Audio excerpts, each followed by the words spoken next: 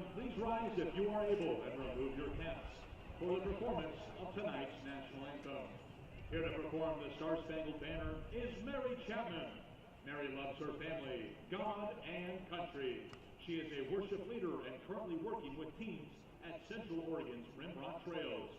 She is proud to be a Bend Elks fan from Prineville, Oregon.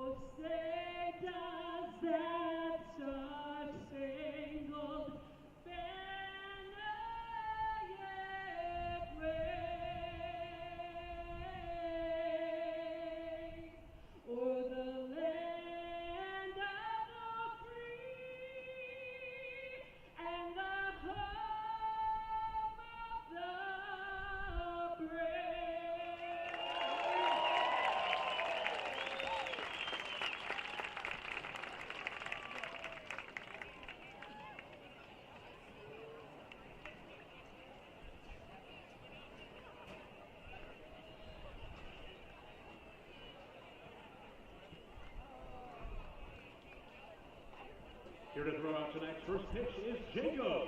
Today we celebrate Jacob as he turns 17. Surrounded by his parents, brothers, and longtime girlfriend, Carson.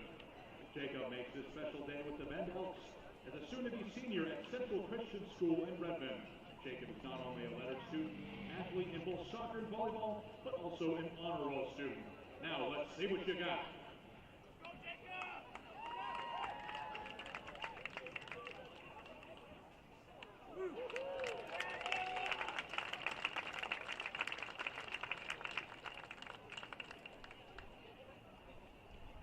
Alrighty, Elks fans, let's send it back down onto the field where Carson has a fan who's waiting to tell us the words we're all waiting to hear.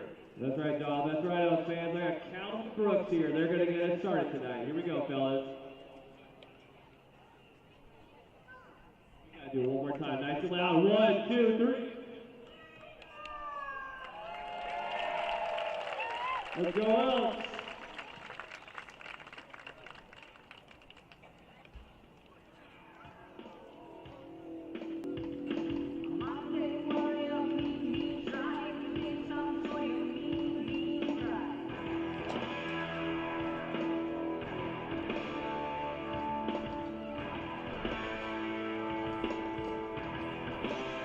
The final game of the series between the Bend Elks and the Portland Pickles is upon us. Rivalry baseball renewed here at Geta on a windy Thursday night. Aiden O'Neill alongside my partner, Will Taylor. As always, Will, last night the Elks, a huge win, getting back on track, 6-4 down to the wire, and that game-winning double play. Yes, sir. The boys are buzzing after that. That was a sick win, bunch of good two-out hitting. And, yeah, you definitely get the feel of a rivalry here between the Pickles and the Elks. The Pickles obviously just a juggernaut in the West Coast League this year. And here comes a fantastic top of the order from Portland. So good evening to our remote Elks tuning in and the Portland faithful. It's going to be a good one. Tanner Griffith at the top of the order. He's been at the top all 4 games of this series at Gena. Kyler Bacosa on the mound. First pitch misses low. We get started right on time at 6:35 p.m.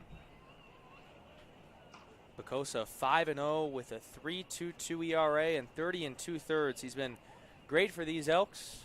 as the 1-0 is lined up the middle and through for a base hit. Tanner Griffith continues to swing it. That is very Tanner Griffithy. He's been doing that all week.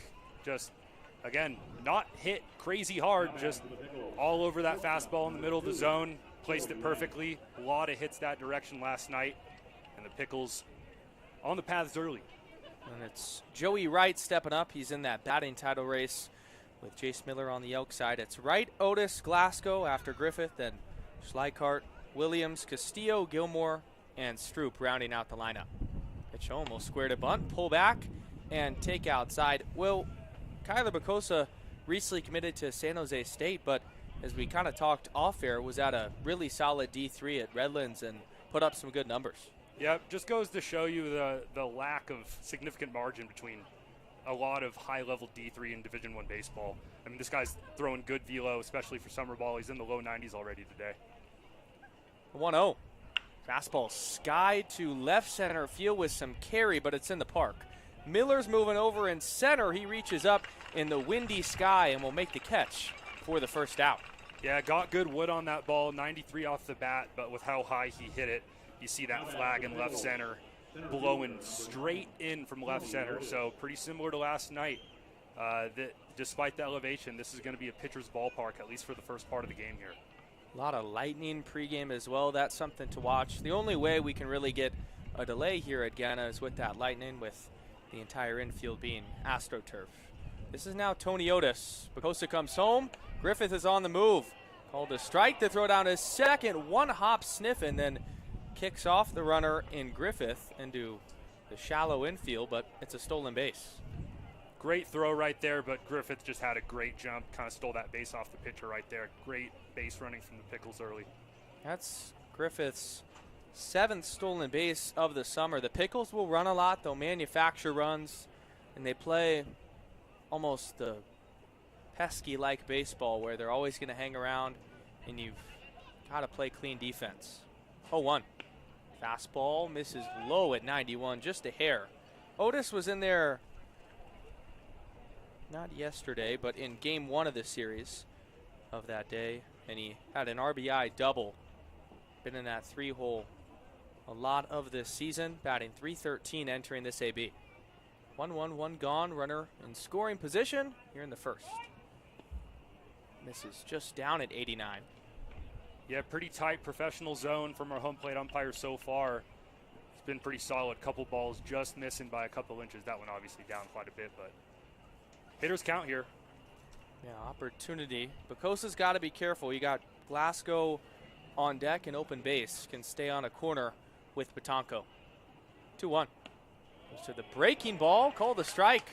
A little bit of leeway on the outer third, but good frame by Batanco, bringing it back in. Yeah, that was painted about a ball off. Really good 2-1 pitch. Didn't give him anything to hit right there. Otis from William Jessup University. Originally from Las Vegas, Nevada. Currently on a 2-game hitting streak this series. Two looks at second. They got him leaning the throw back in time. Griffith well off the base. Poor base running. And there goes that runner in scoring position, Will. That even surprised me. That was an extremely quick heads-up job by the pitcher right there. He spun the second Griffith took that little hop step, and you got to assume Griffith was looking to take third right there with one out. Would have been a heads-up play had it worked out, but a great pickoff move by Kyler. 2-2. This is away, and you're absolutely right. It almost was like he cocked his head right back to second and immediately had the spin turn, and the throw was on the money. Yeah, late in the series here, it seems like they're picking up on the Pickles' tendencies on the bases. Very aggressive base runners. Griffith is very good on the paths, but that was a huge momentum shifter as we get into a full count here. Payoff with 2 gone.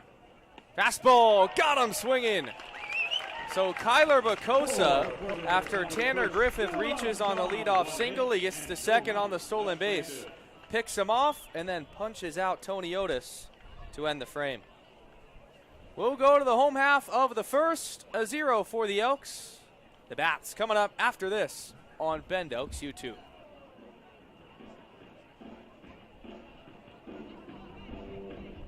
Elks fans, if you want an opportunity to win a prize tonight, head on down to the team shop located below the main concourse and get attendance.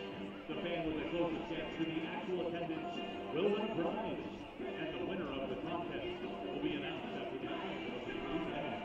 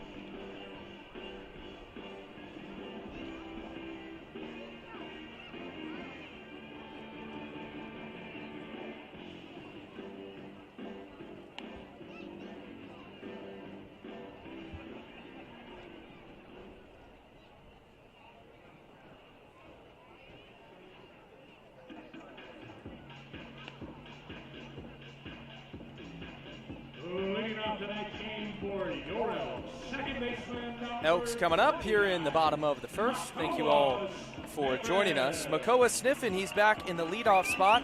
The first time we saw that change for Alan Cox yesterday, and it worked out with a big 2 RBI single in the second. He reached twice. He'll be taking on the righty Finn Chapman from Vacaville, California, attends St. Mary's. Look in with the battery made also a Gale, setting up middle. First pitch, swung on it, miss. Top of the zone. Well located right there. Finn actually spent his first year redshirting at the University of Oregon and then transferred over to St. Mary's. Great program. You saw them in the Eugene Regional this season. And yeah, we got a battery here from St. Mary's today. Here's the wind and the 0-1. Fastball sky to center field. 94 off the bat, but in the deepest part of the yard, Tony Otis circles under it for the first out. If you're in Portland even, that one might go out dead center. Yeah, that's a well-hit ball right there. 341 feet to dead center, but again, a lot of time that ball's going to cause you some fits, but we got the wind blowing in. That is a fly out all night, at least for the time being. We're happy to see Jace Miller back in there. He started game 1 of the doubleheader yesterday, did not play in game 2. The Elks win, but still tied for the top in the entire WCL in batting average. First pitch, called a strike at 82. Finn with not a lot of action this summer so far, but showing some good command of the zone so far. A two-pitch repertoire. Yeah, the Pickles have done a good job picking up some arms here late in the season as reinforcements. A 1, called a strike. Yeah, that's dotted. Absolutely dotted. 83 miles an hour to go with a 89 to 90 fastball. So seeing a lot of that. Perhaps a cutter-sinker situation right there. He went 4 innings, 3 runs allowed in his first outing against Springfield. 2-strike pitch, skips into Williams off the backhand. But with their endless arms, so interchangeable, you see 5 or 6 guys going each and every day. It's a luxury to have. Nobody on base. Andrew Graham is the man on deck. This is the power part of the order for the Elks. So hard to face. 1-2 breaking ball. Called strike 3. It was just on the inside corner. Miller thought he saw ball 2, and it could have been, but a good pitch. Yeah, that ball missed off the plate a little bit, especially in summer ball, though. You're going to get that call a lot. You saw the umpire kind of hesitate. Typically, if you see the umpire hesitate a little bit like that, the ball's going to be off the plate a tiny bit. But, yeah, a little too close with 2 strikes right there. Honestly, just a fantastic pitch. Looks like a slider that just snuck in on the back door right there. First pitch to Andrew Graham, runs in tight, it hit him. He got plunked by a pitch just yesterday, so make that back-to-back days reaching base. Yeah, Graham just crowds the plate again, just like yesterday. He's right on the chalk right there, but hey, we'll take 2 out base runners all day as we got a great lefty batter coming up. Easton Amundsen, so happy to have him back offensively. Will, today, Easton's going with high socks. That's the first time we've seen that look this year. Yeah, kind of a clean look going on right there. We got the black pennies. Oh, yeah, come on now. No one misses up and away. Really leaning on that, I presume, a cutter or sinker in the low 80s so far in this inning. Not a ton of fastballs yet. Amundsen tied for the team lead with 6 homers, 16 driven in. 1-0, change up, misses away. Good take from Easton. He actually missed a lot of this time going to get his eyes checked, getting some new contacts. He's had some trouble seeing that low pitch, and I was talking to him pregame. Now feels like a changed player almost, being able to watch it all the way in. 2-0. Fastball misses away. That's a pitch that earlier in the year Easton might offer at. Yeah, that's a great take right there. Honestly, one of the most, I mean, as simple as it seems, one of the most underrated, overlooked aspects of hitting is eyesight. Max Muncy, a great example. He got glasses this year, and he didn't have glasses early in the year. He's been on an absolute tear, so attaboy Easton. 3-0, line down the right field line, hooking foul. He got the green light on 3-0, 88 off the bat. Love that move right there with the runner on first and 2 outs. Kind of a disadvantageous situation if you're the Elks. A great spot to be swinging 3-0, as controversial of a decision that is. Coming set is Chapman, first base side. 3-1, chopped foul. Went to the off speed there. Looked like Amundsen was out in front looking for the heater. Yeah, it's a gritty move right there with the 3-1 off speed. Makes sense though, if he's sitting dead red on 3-0, you don't want to give him something grooved over the plate, especially with 2 outs here. I'd expect that same pitch again. And here also we'll get Graham on the move. Full count, 2 outs. As soon as Chapman lifts his left leg, Graham will be on the move. Deep breath. Now 2 of them. Here it comes. This is low, ball 4. So back-to-back free passes. That's really been the story of this WCL season, and especially this series. Get the Elks in business. Good at bat right there. Finn's really mixing speeds well. We've seen pitches all throughout the range of 80 miles an hour. We've seen as high as 90 and as low as 78 so far, and multiple in between that. So not very predictable at the moment. I don't know what I would go with as an approach right here, but Ducks on the pond for the Elks. Now it's Jack Lafitte in the 5-hole today. He's been in the leadoff spot quite frequently as he takes low. Good job laying off that sinker by the Elks. You see Finn with a lot of pronation on that fastball. A good, true two-seam looking pitch. A lot of guys are going to swing over the top of that and hit a ground ball, but good discipline on the first pitch. Great RBI chance with 12 runs batted in this summer for Lafitte. 1-0, just in tight. That was strike 3 on Jace Miller early in the inning right there. I'm sure Miller, seeing that pitch, looking over at the TrackMan's a little frustrated in the dugout. Lafitte has 12 runs batted in Game 2 of that series last night, the Elks 6-4 win. Lafitte went 2 for 4 at the plate, had a clutch go-ahead RBI. 2-0 breaking ball, called a strike. Another gutsy pitch on 2-0 right there. A lot of confidence in his off speed with the 2-0 slider right there. He's been leaning on those off-speed pitches down in counts. It's a great way to get out of trouble. He gets second. Graham off of there. Now the 2-1. This is in tight, 3-1. So that command for Chapman early in this start, it's harming him. Just missing 2 on a lot of these. About a ball and a half off the plate inside, just missed the spot. Hitters count right here. And look for one pitch. 3-1. Fastball's fouled away. He chased ball 4. And he knows it right there too. I mean, you get so aggressive in that count, though. You see an opportunity for a couple RBIs. Looks like he was probably swinging for the fences right there, but he's got to bring him another pitch right here. The runners are going to be in motion. You do not want to load the bases if you're Finn right now. 3-2, 2 outs here in the bottom of the first. Now the pitch. Fastball is grounded softly up the third base line.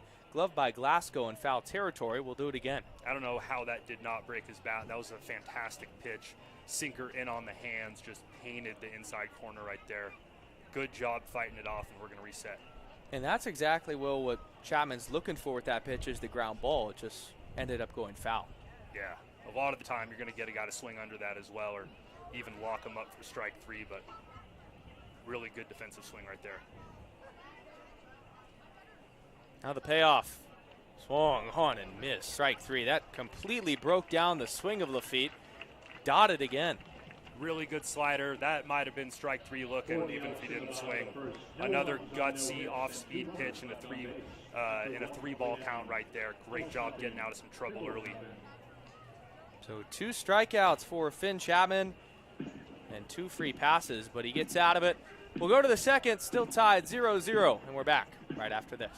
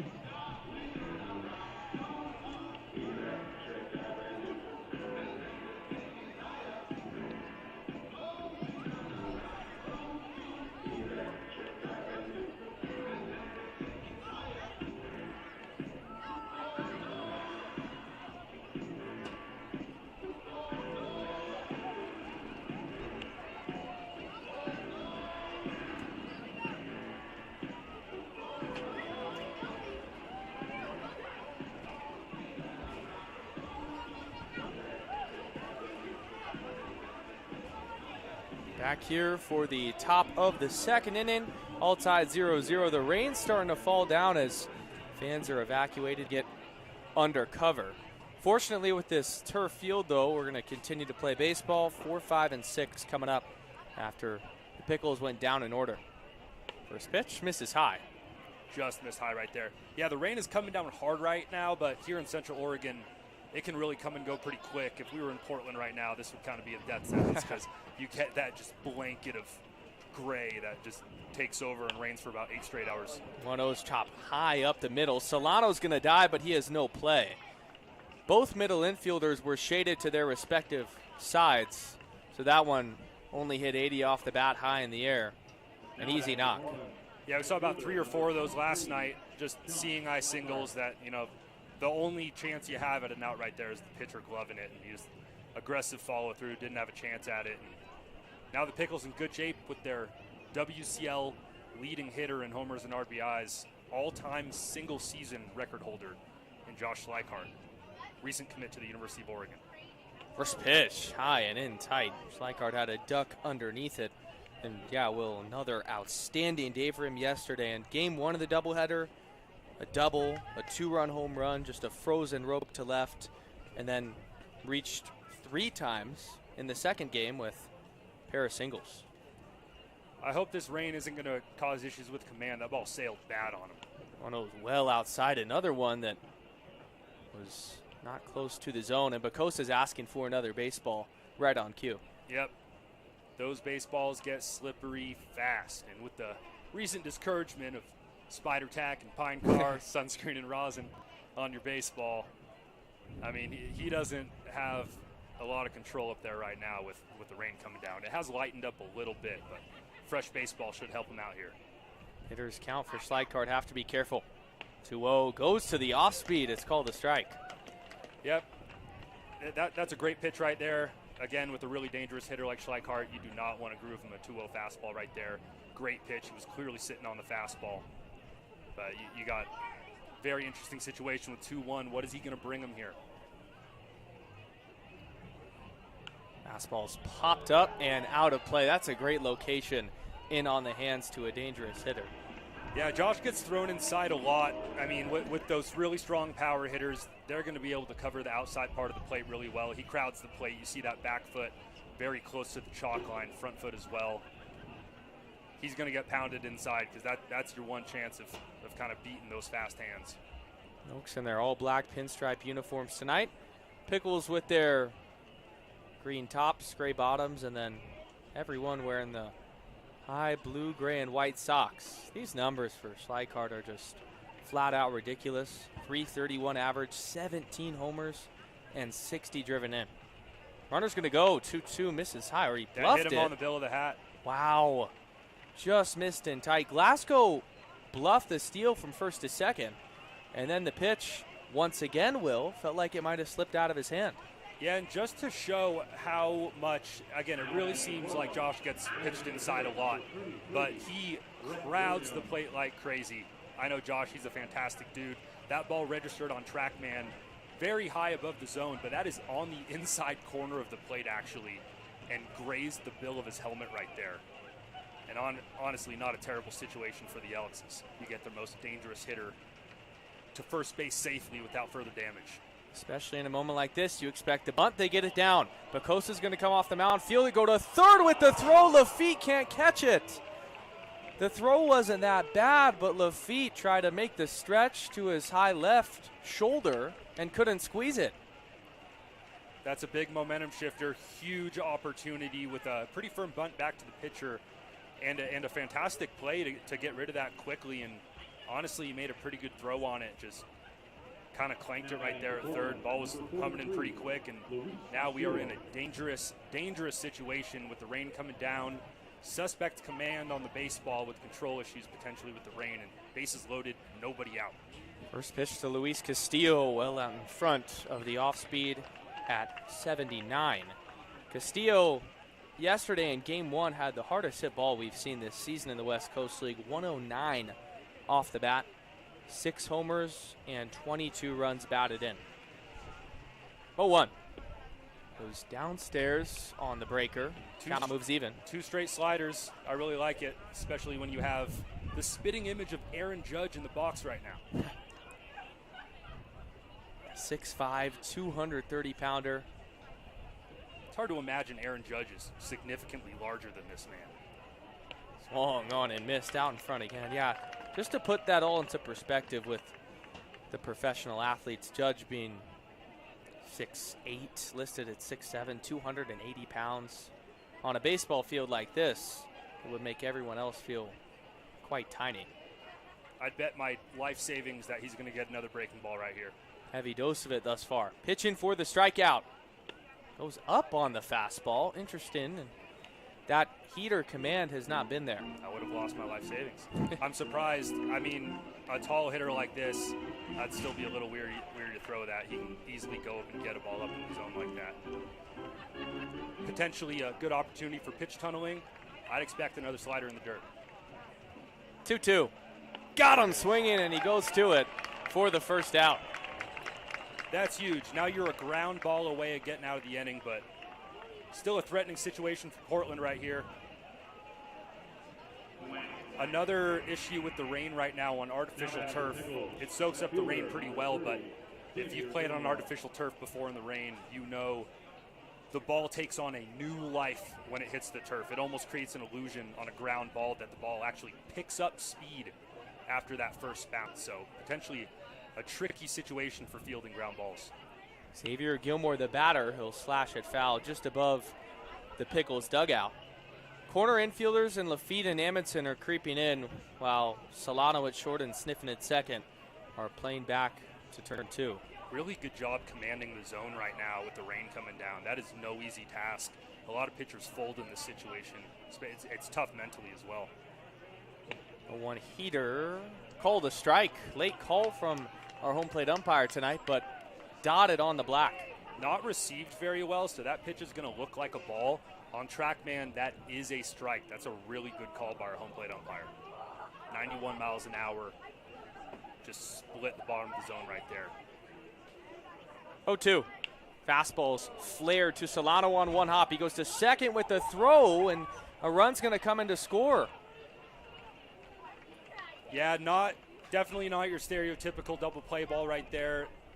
You know, from up in the press box, we have a little bit better view of it. Might have had a better chance actually going to third base right there, because Schleichart was, holding up, hoping that ball got down.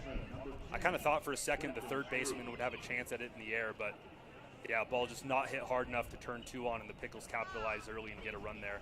And that just goes back to that error on that bunt. Gave away a run right there to the Pickles. Absolutely. Solano didn't realize how much time he had to throw that to third base and get Schleichart out. But regardless, a run would have came in. So Pickles can just get out of this. Will limit the damage. Once grounded to Solano. He dives. It goes past the glove into left field. Schleichart comes in to score, and it's 2-0 Pickles. There you have it. That ball's hit decently hard, but I guarantee you on dry turf, he's getting to that ball pretty routinely.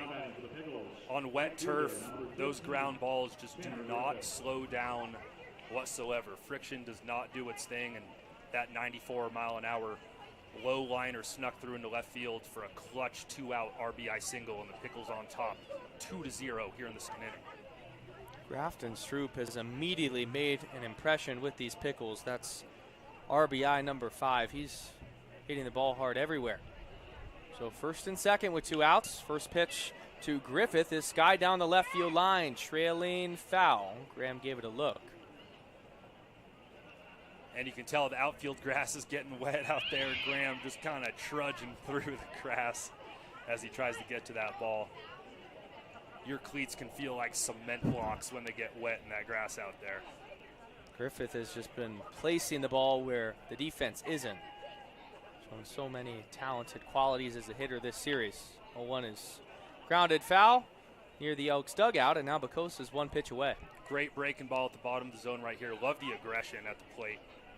I've always erred on the side of aggressive as a hitter. Don't want to let the umpire control your at-bat. Free swing and good-looking lefty swing right here. And these are the parts of the at-bat with Griffith, Will, that they've had difficulty putting him away because he takes pitches like that and will continue to fight him off. And Griffith just has such a short, quick swing. It would just be a heartbreaker to see another one of those seeing eye singles up the middle as he so routinely does.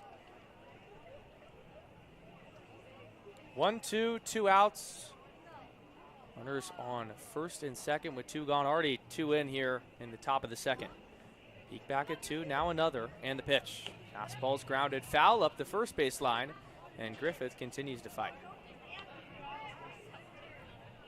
He had the single in the opening frame and then stole second. Just your prototypical twitchy leadoff man that is a nightmare for any pitcher to face, because you know that pitch count's going to just continue to climb up. One of the more difficult outs, 1 through 9 in this lineup. Yeah, very Stephen Kwan-esque right here. Extra long look in for Bacosa. Now Batanco setting up on the outside. The pitch. Fastball's line down the left field line, foul. Beautiful swing right there. Fortunately for the Elks, drifts foul.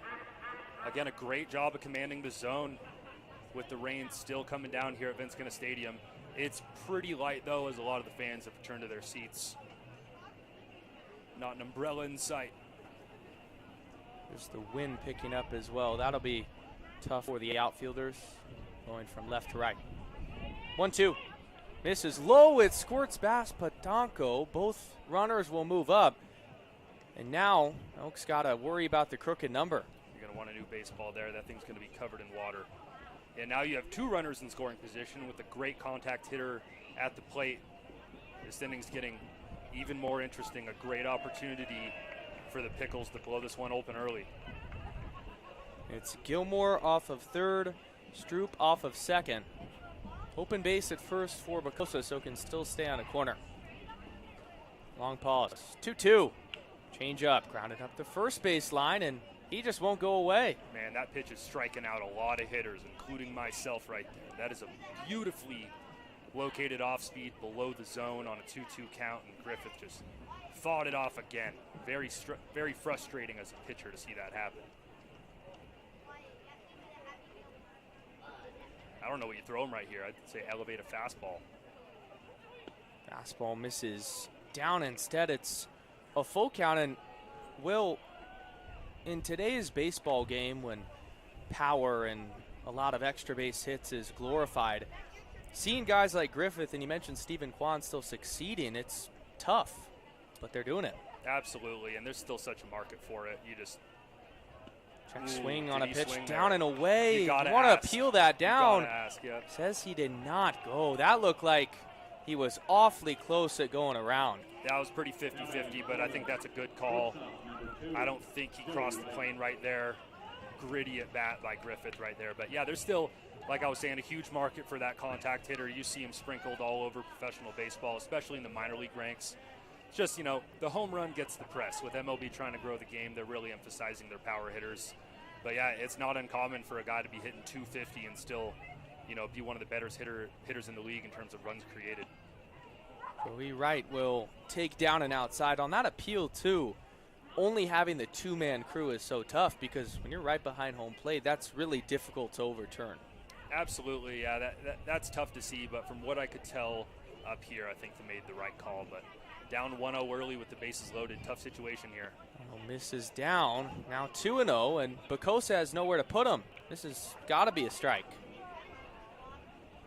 I think this is a situation where we're going to see that hitter advantage count off speed potentially, and he's done it enough to where I'm curious if he's going to sit on it. But regardless of what he throws, they need a strike right here. The 2-0 goes to the off speed. It misses down and away. I don't think you let him swing right here with the bases loaded. If he swings at a ball, that takes a run off the board. So got to groove him one right here. I do not think he will be getting the 3-0 green light with the bases juiced. Here it comes. Fastball misses, low ball 4, and Kyler Bacosa has walked in the third run of the ball game for the Pickles. It's 3-0.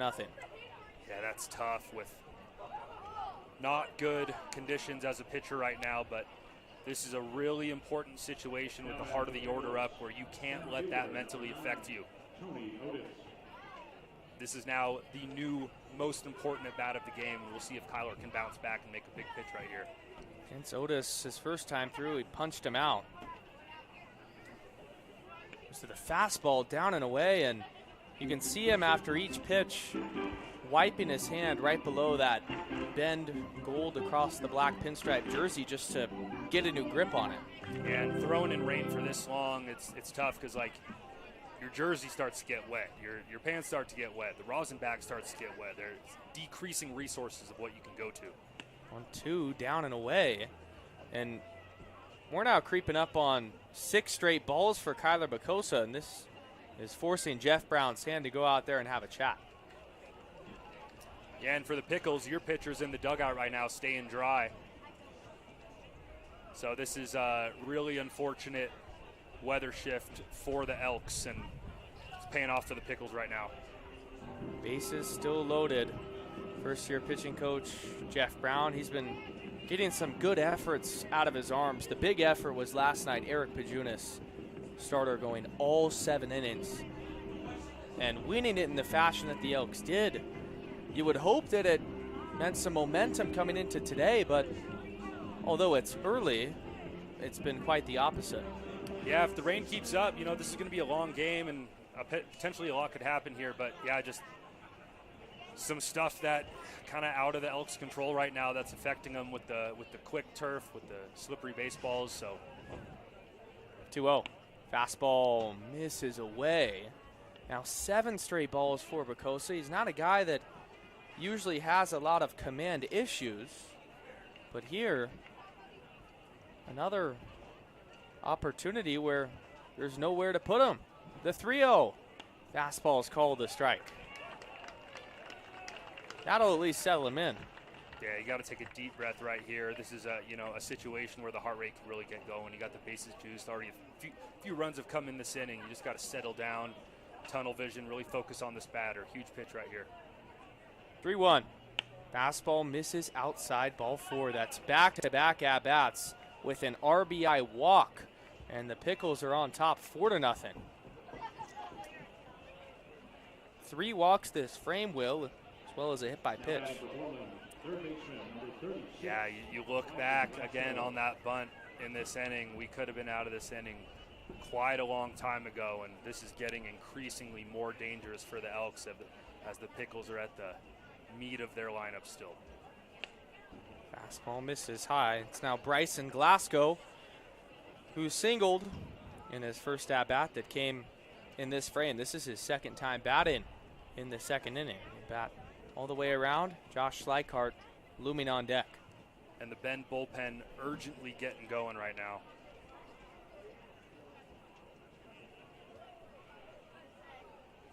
One-0. Fastball not close. Kyler Bacosa. This is almost an anomaly when we think about what we usually see out of him. But weather does play a huge factor, and that could be the main proponent. Huge factor, absolutely. 2-0. Fastball misses outside. 3-0. Fans are getting restless as we're nearing the 4th straight walk potentially, and the 3rd straight walk that brings in a runner. Fastball called a strike on the outside corner at 90. And as a hitter right here, you just have the privilege of just sitting on something perfect. So he's probably really excited for this pitch right now. 3-1. Fastball just misses. Oh, called a strike, a late call. Didn't mean to jump the gun, but home plate umpire also thought about it for quite some time. It's a big change to the at-bat. Yeah, he did miss his spot right there, but on track, man, that ball clipped the top right corner of the zone. That was a strike, as much as you might not think so, but good pitch. Payoff pitch, grounded off the foot of Glasgow. 3 strikes in a row now, so finally getting in a rhythm here. Huge full count pitch. Elks the next 2 days will take on the Portland Gherkins Friday and Saturday. That's the lower affiliate for the Pickles, so that'll give them some time to rest their arms, rest the bullpen, gearing up for that final WCL series next week. But still, you need some length out of Bacosa. Come set. 3-2. Fastball got him swinging at the top of the zone, and that will end the inning. Did him a favor right there, swinging at a ball clearly out of the zone. He looks back at the umpire, clearly frustrated on that 3-1 call, understandably, with the hesitation call there at home plate. But a massive strikeout. I know they scored 4 runs that inning, but in a 9-inning game, 4 runs is often not enough. This is still anybody's ball game, but great job by the Pickles capitalizing to put a 4 spot up there in the second. We'll go to the bottom of the second. Elks looking to answer when we come back right here at Vince Scanna Stadium. Head to the Bend Elks Instagram page and vote in the poll on our Instagram story. The song with the most votes will be the one we all sing along to in the 8th inning. And don't forget, the band that sings along to the chosen song the best will be the winner of a Bend Elks food voucher. Again, if you want to vote on what song we all sing along to for Sing for Your Supper, head to the Bend Elks Instagram page.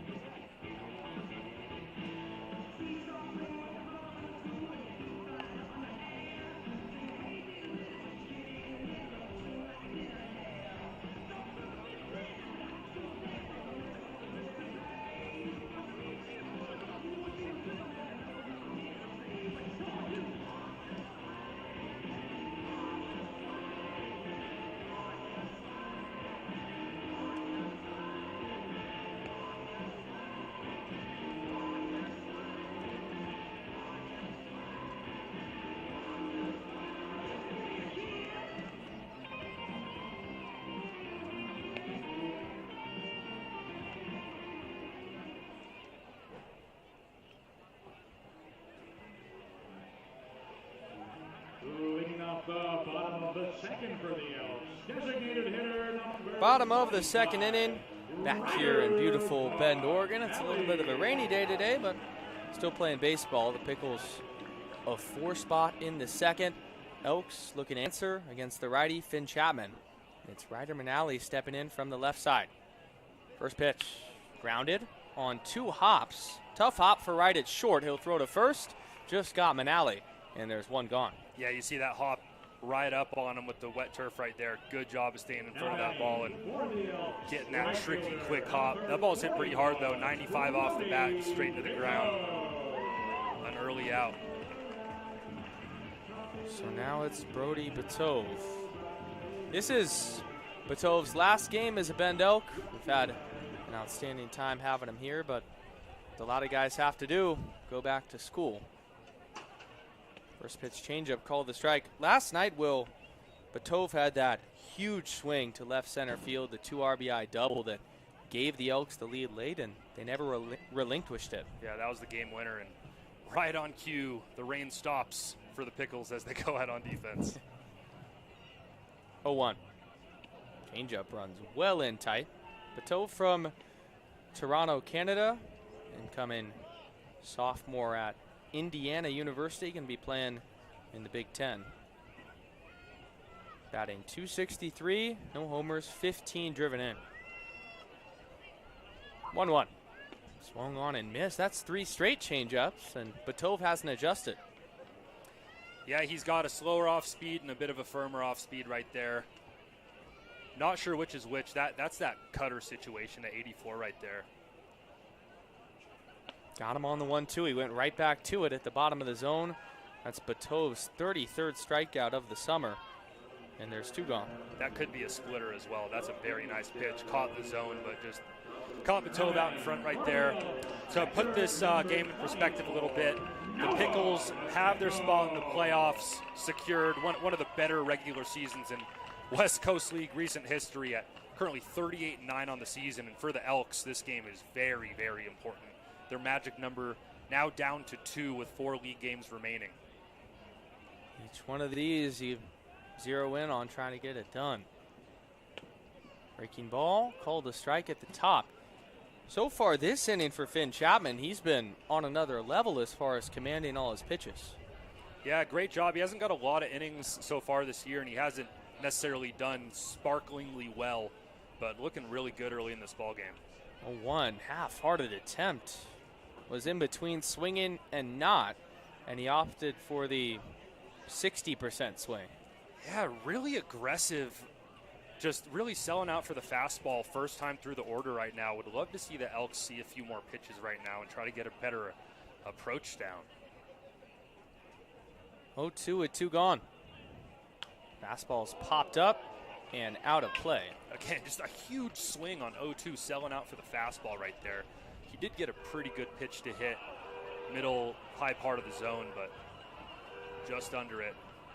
And also, Will, in a game like this, already down 4, you're not going to get them all back with 1 swing. You got to get a couple base runners on and start stacking those. Absolutely. Let's see what he goes 0-2 right here. Grounded to the 3rd baseman on a couple hops in Glasgow. Throw to first in time, and that will end the inning. A good, strong throw across the diamond. Yeah, made that play look easy. Great job. So the Elks go down in order. Cannot answer the 4 spot from the Pickles. We'll go to the 3rd. It's 4-0 Portland, and we're back after this. Carson's got a bunch of contestants. Carson, what's going on down there? That's right, Don. That's right, Elks fans. How we doing, Elks fans? You guys sort of dry? All right. We've got a classic hula hoop challenge. We've got Cohen Ryder, Brock, Marshall, Benson, and Cascade. All right? Now, simple enough. They just got to hula hoop for as long as they can. Whoever is still standing at the end wins candy. Once your hula hoop drops, you are out. So keep that hula hoop going for as long as you can. You guys ready? Elks fans, are you ready? All right, let's count it down. 3, 2, 1, go!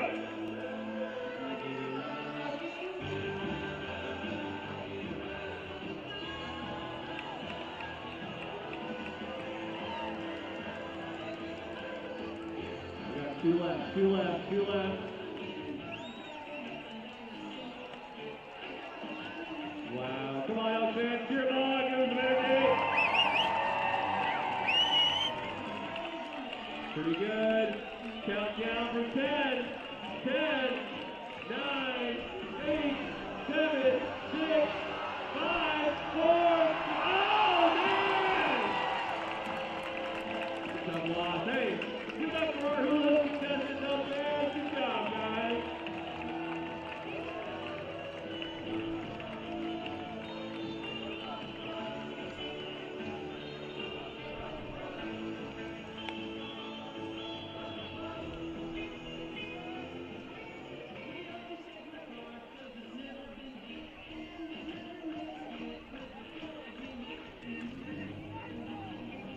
Top of the third inning. Pickles with a 4 spot in the second. The Elks cannot answer. Aiden O'Neill alongside my partner Will Taylor up here in the broadcast booth. It's the ever dangerous Josh Schleikart starting off this frame. Kyler Bacosa back out for another. Bacosa comes set from the first base side and now fires. Breaking ball down and outside. Great lead right there. Ball missed off the plate, about 2 balls. Josh is a fast ball hunter. Let's see if he gets one in an advantage count right here. He's hit by a pitch in his first at-bat. That was a part of 4 free passes in total from Bacosa in the second. 1-0 heater also away. Another good job laying off that ball that just missed the outside corner. He's going to be looking to do damage on 2-0 right here. Dangerous count. See if he goes back to that breaking ball. Goes to the fastball, misses outside, and at this point, Will, you might as well just put him on. They're going to give him the green light too, I guarantee it. I'd throw in a slider right here. No reason to groove one in his happy zone and take that chance. Goes to the fastball, though, misses down, a 4-pitch walk. And yeah, not the end of the world right there. But a leadoff walk, not what you want to see as the bullpen kind of starts to get going again here. That's the 4th walk for Kyler Bacosa. That pitch count crawling up there. And it's Caleb Malloy. That's been the tall righty getting loose in the Elks bullpen. 6'8", 250-pounder. So we'll likely see him next. We want Bacosa to go as deep as possible. First pitch misses high. That's 5 straight balls. With the command issues right here, you would typically see a sac bunt, but issuing the free passes he's been issuing, a lot more likelihood that they're not going to give up the free out. Third base coach did look like he might have just put something on, though. And Williams was the guy that laid down that bunt in the first and second no-out situation as last time, and they're going to call pitch clock violation. So it's 2-0. Just waited a little too long. We'll see if the bunt is off now. It is. Breaking ball misses in tight. Another 3-ball count. Yeah, no reason to bunt right here until he can prove that he can consistently get his command back. With Castillo looming on deck, that big 6'5" frame.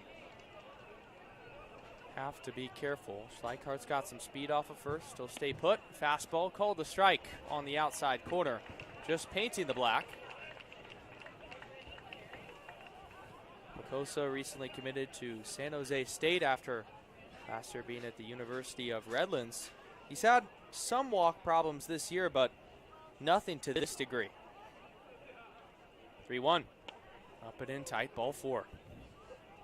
Back-to-back walks to start the third. And a stereotypical sack bunt situation right here, but with a very menacing hitter at the plate. I'm curious if they'll put the bunt on. And I think that's it for Bacosa. Alan Cox really has no choice. As I mentioned, that pitch count ticking up. 5 walks already and a hit by pitch. Yeah, really unfortunate. He lost command there when the rain started coming down, and they're going to make the move to the pen. So Bacosa 2+ tonight. That line is still open with no outs recorded here in the third. He inherits both runners on first and second. It's the Bend Elk debut for Caleb Malloy, the tall righty. Pickles on top 4-0 when we come back right here on Bend Elks YouTube after this.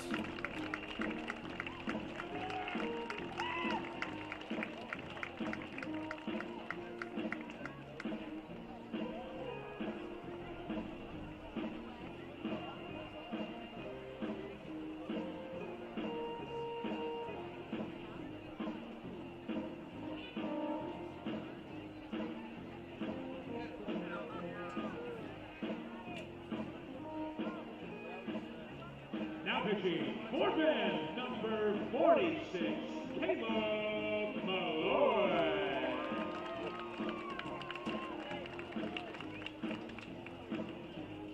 Elks fans, it's time for some pitching change trivia. If you think you have the correct answer to our trivia question, come on up to the press box window. The first correct answer will win a prize. Here is your question. What MLB team has the best run differential this season? Again, this season, what MLB team has the best run differential?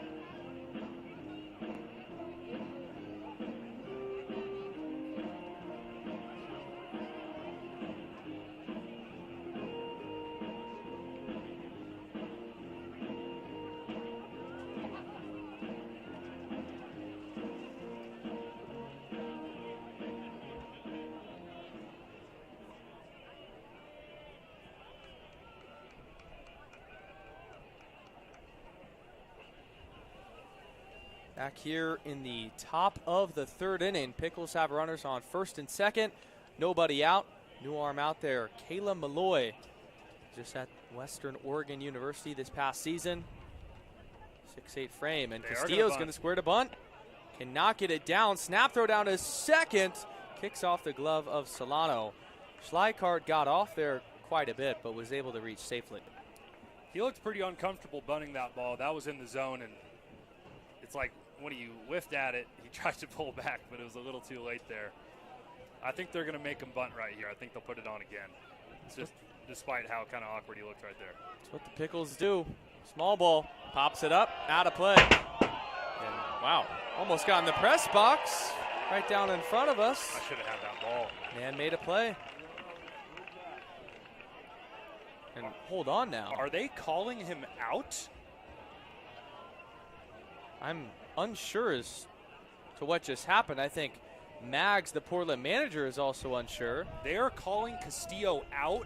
I wonder if he stepped on home plate right there while he was squaring up for his bunt. It is something that we only can assume, right? You have to wonder how much Castillo is asked to bunt in spring ball. We'll watch the replay here, too. Just momentarily, we'll have a good look at it right here. He had to have stepped on home plate. I can't imagine it's anything else. Oh, he's out of the box. His front foot was out of the batter's box. You do not see that call very often. And that was the call from the home plate umpire as well, right on it. From our perspective, it was just an 0-1 poor bunt attempt right back above home plate. Tough luck with being that tall. He just has a big frame and just did not fit in the batter's box. Now it's Gilmore who will line one into right center, but Miller has a beat on it. He'll move over, make the catch, tagging is Schleikart. The throw goes to the cutoff man Solano. Schleikart's there without a throw. Now runners on the corners. You see Schleikart slide clear past third base right there with the turf still wet. And a huge turnaround in this inning. We went from, if you had a sack bunt down there, we would have had second and third, no outs, or with one out, assuming you got the out right there. And with that line out to center, we now have two down with runners on the corners. And you can probably expect the Pickles to put some base running antics on right here. Looking for that first zero. Caleb Malloy currently in the transfer portal. Last season at Western Oregon, 11.3 ERA and 6 1/3. Comes set to Grafton Stroop. Fastball called the strike. Almost looked like a pitch out right there, but he painted the outside corner. And they're putting on another sign right here. Yesterday, the Pickles were known for that first and third, looking to mess up the defense, get that runner caught in a run down and force a bad throw. It ended up working a couple of times. So you always wonder in this situation if they'll do it again. Peek over his shoulder, the 0-1. This is down and away. Caleb, a native of Newport, Oregon, down on the Oregon coast. Fantastic aquarium out there. Stroop his first time through, an RBI single. He has been swinging a hot bat this series out of the 9-hole. 1-1. Popped up and out of play over towards the left side. Watch out near the barbecue. And if you're wondering why the sudden crowd surge, they're throwing out free Bend Elks t-shirts as the crowd goes wild, giving them something to cheer for here. Who wouldn't want one of those? That is quite the lovely maize gold. And a huge 2-strike, 2-out pitch coming here from Malloy.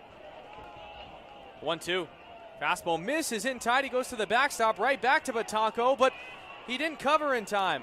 Malloy was caught in between, and Schleikart comes in to score. It's 5-0 Pickles. And the Pickles with an early release right there and trying to get hung up between first and second to potentially score a run, getting a rundown right there. And I assume the entire defense was yelling at Caleb to step off and clearly stressed them out a little bit as he yanked that pitch clear out of the zone. And unfortunate wild pitch to add another run to the scoreboard for the Pickles.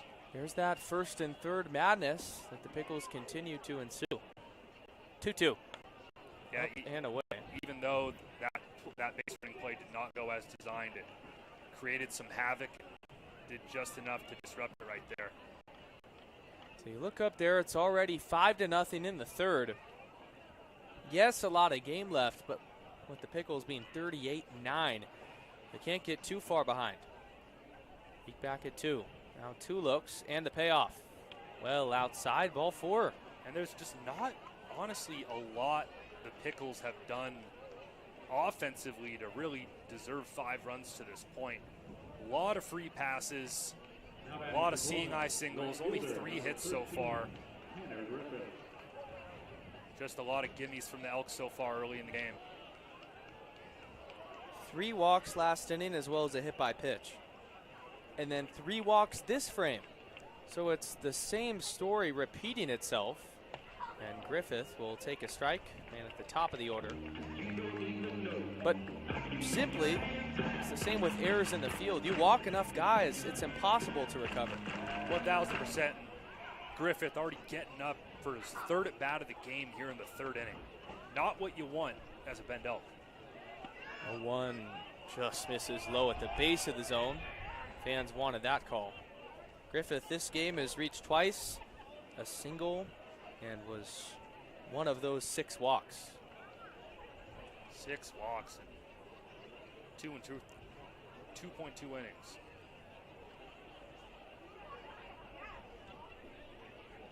One. Well, outside it goes to the backstop. Both runners are going to move up. Yeah, not a ton that you can do as the catcher right there. That pitch not even registering on the track man. Unfortunately for the Elks, this is given a lot of the same vibes as game 1 of the doubleheader yesterday, where the Elks lost 13-3. And rather than just the free passes, it was also the errors on the field, but that same theme again, Will, shooting themselves in the foot. Yeah, and you don't see any errors on the scoreboard, but still plenty of free passes, multiple pass balls, that pancake ball over at third base on the bunt right there, and hit by pitches, walks. 2-1 is Sky to right field, but Tove's going back. It's got some carry. Miller in right center will make the catch on the track. Miller absolutely bailing out Batove right there, who did not make a good read on that ball. That ball was hit pretty well.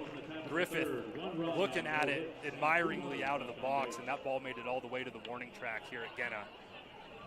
But a favorable break and a great play by Jace Miller to get out of the inning. So 1 more in for the Portland Pickles. 5-0. The Elks still looking for their first hit when we come back in the bottom of the 3rd, right here at Genna.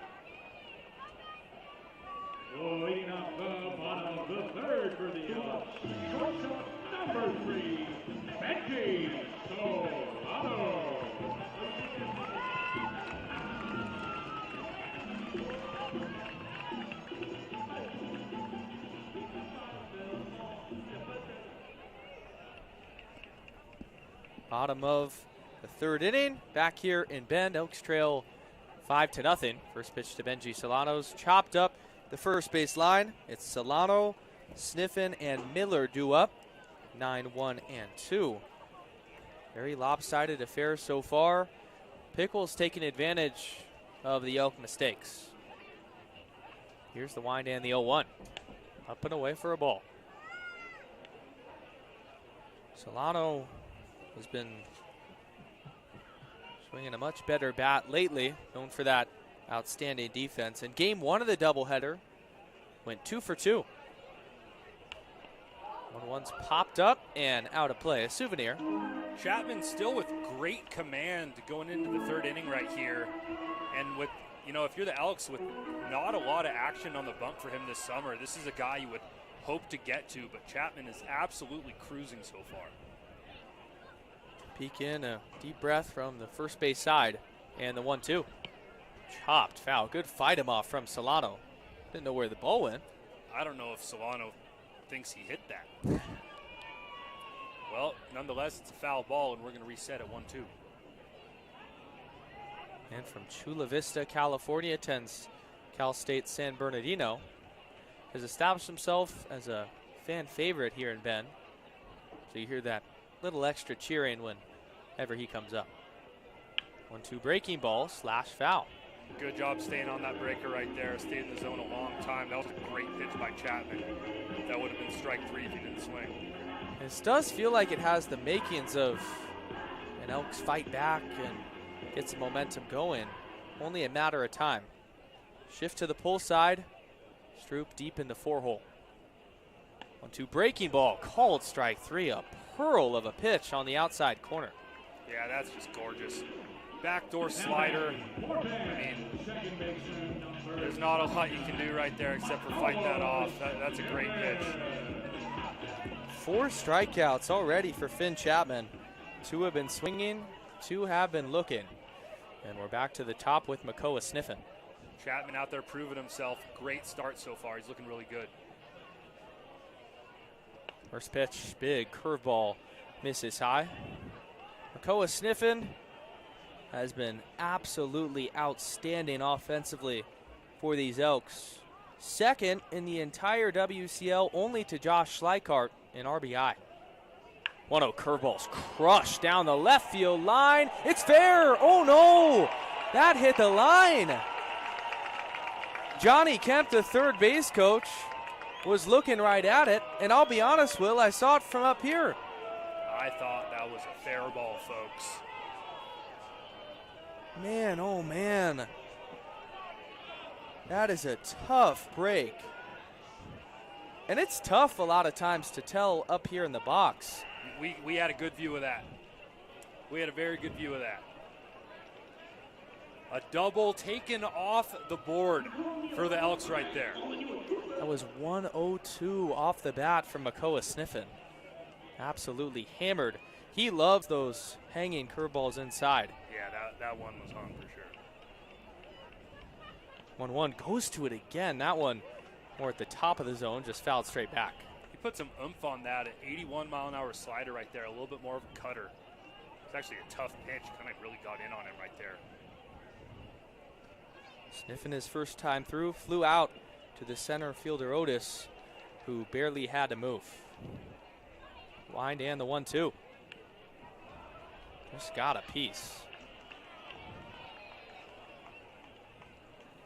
Sniffin has really come into himself. Didn't see a lot of time at St. Mary's his freshman season. And another storyline. Pitcher, catcher, and batter, all St. Mary's Gales.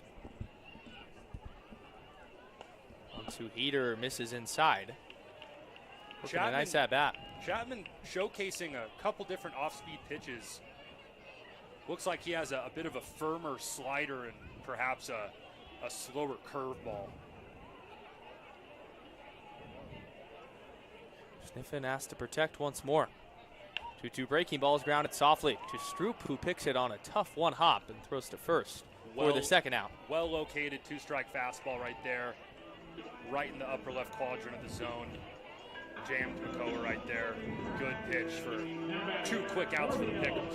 Gosh, and so frustrating if you're Makoa Sniff and you have another extra base hit, or so you thought, and then later in the at-bat just roll over. Yeah, good at bat. Having a great season so far, averaging over 1 RBI a game this summer.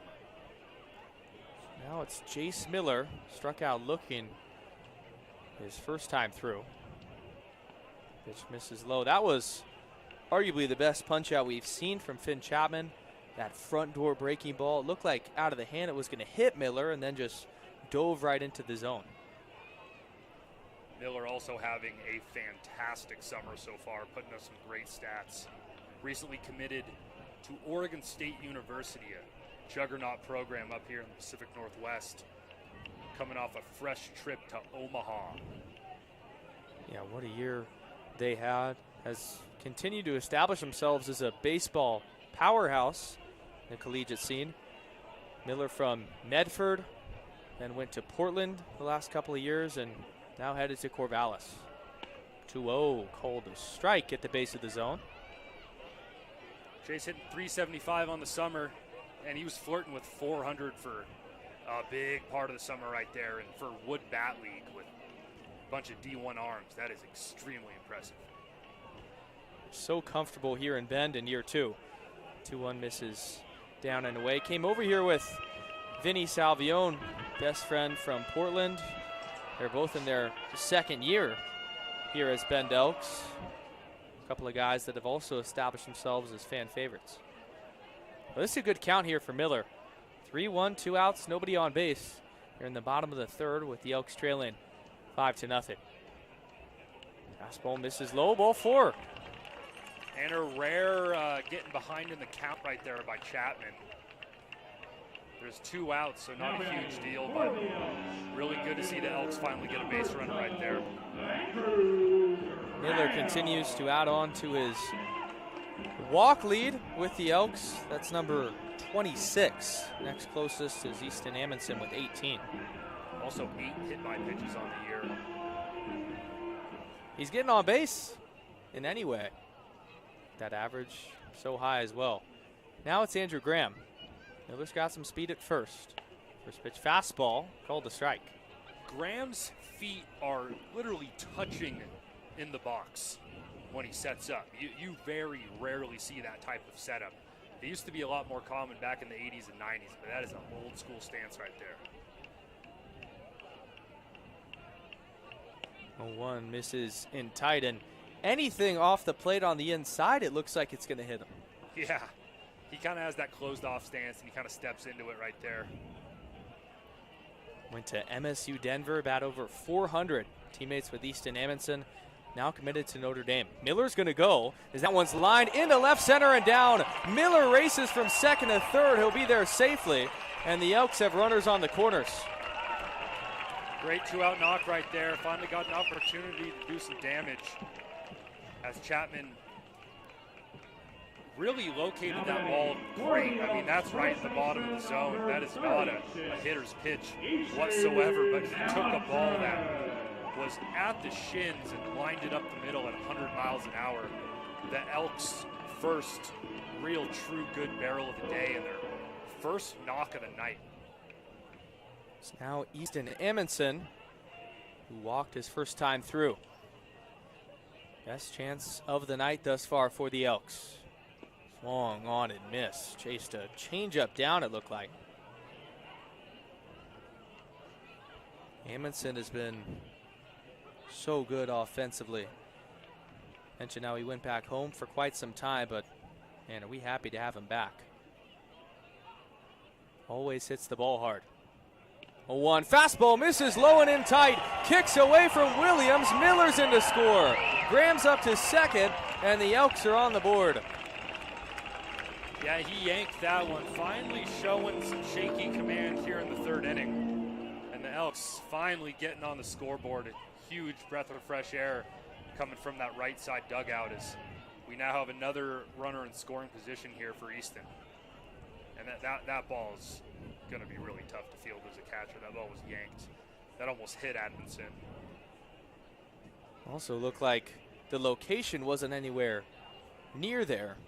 Graham could have maybe took third right there, but already being in scoring position with 2 outs, not a risk you want to take. And still in scoring position, as you mentioned, with that 2-out jump, would score on a knock. 1-1 changeup lined off the glove of Schleikart at first, and nobody covers. Graham moves up to third. Now, once again, runners on the corners. Yeah, that's going to be ruled as a base knock right there. That's a really tricky play where he kind of capped it off the end of the bat right there, and it looked like it was going to be a hard line drive, but that was one of those elusive off the end of the bat balls that wasn't hit nearly as hard as it initially looked, and just a top spinner on wet turf. That ball's nearly impossible to field. A great attempt by Schleikart, but that's going to be ruled a base knock. Just got enough leather on it to prevent the run, though. Could have been a lot worse for the Pickles right there, as they still have runners on first and third with 2 outs. It's Christian Scholl, Portland Pickles pitching coach, out there to have a chat. There's an arm getting loose in the Pickles bullpen rather quickly. So would imagine this leash is short. Now Maggs, manager for the Pickles, started to walk out to the mound, but will retreat. Looks like Chapman will stay in this game. Yeah, I understand the short leash for Chapman with not a ton of experience in his college career thus far, but I mean, outside of these last few batters, he's had a great outing so far, showcasing 3 good pitches with good command. But the Elks sitting here with an opportunity to capitalize with 2 runners on and 2 outs. Really has been no secret. All these rallies today started by the free pass. First pitch to Lafitte, well outside for a ball. Yeah, that walk to Miller earlier in the inning just felt like such a shift. The Elks were just going down one after another, quick at bats, and to see a little bit of a sign of vulnerability out of Chapman has really got the Elks going. 1-0 goes to the off speed. It's called a strike. Just took a hair off, but it was enough for Lafitte to almost buckle his knees as he saw it come in. Yeah, either an extremely firm slider or he took some off his fastball right there. 1-1. Amundsen goes. Breaking ball swung on and fouled. Amundsen would have stole it. And it just kicked off the shin guard of Williams behind home plate. Yeah, he got a great jump right there, but a good slider, had him off balance. Good job getting ahead and a high leverage at bat right here. The hit tally on the box score tells you all you need to know. The Pickles only 3 hits to the Elks 2, but they're up 5-1 because of those walks. They've been detrimental. Elks, another great opportunity. 1-2 pitch.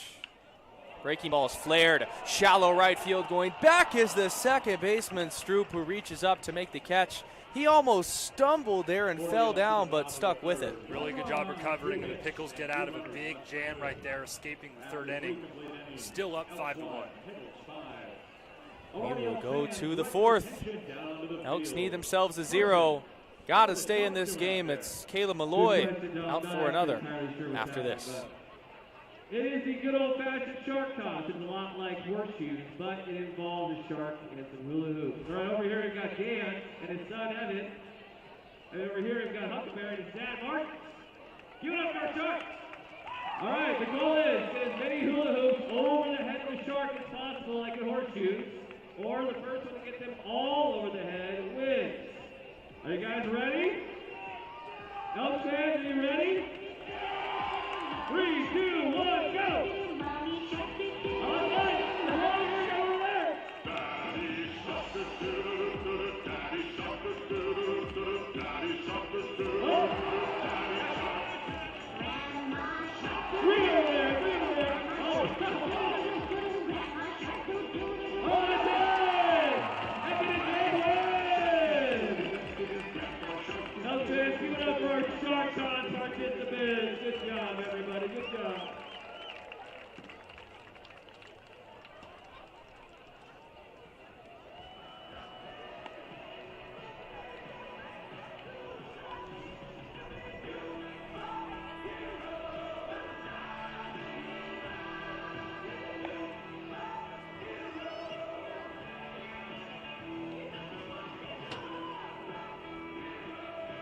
Leading off for Portland in the top of the 4th. Joey Wright.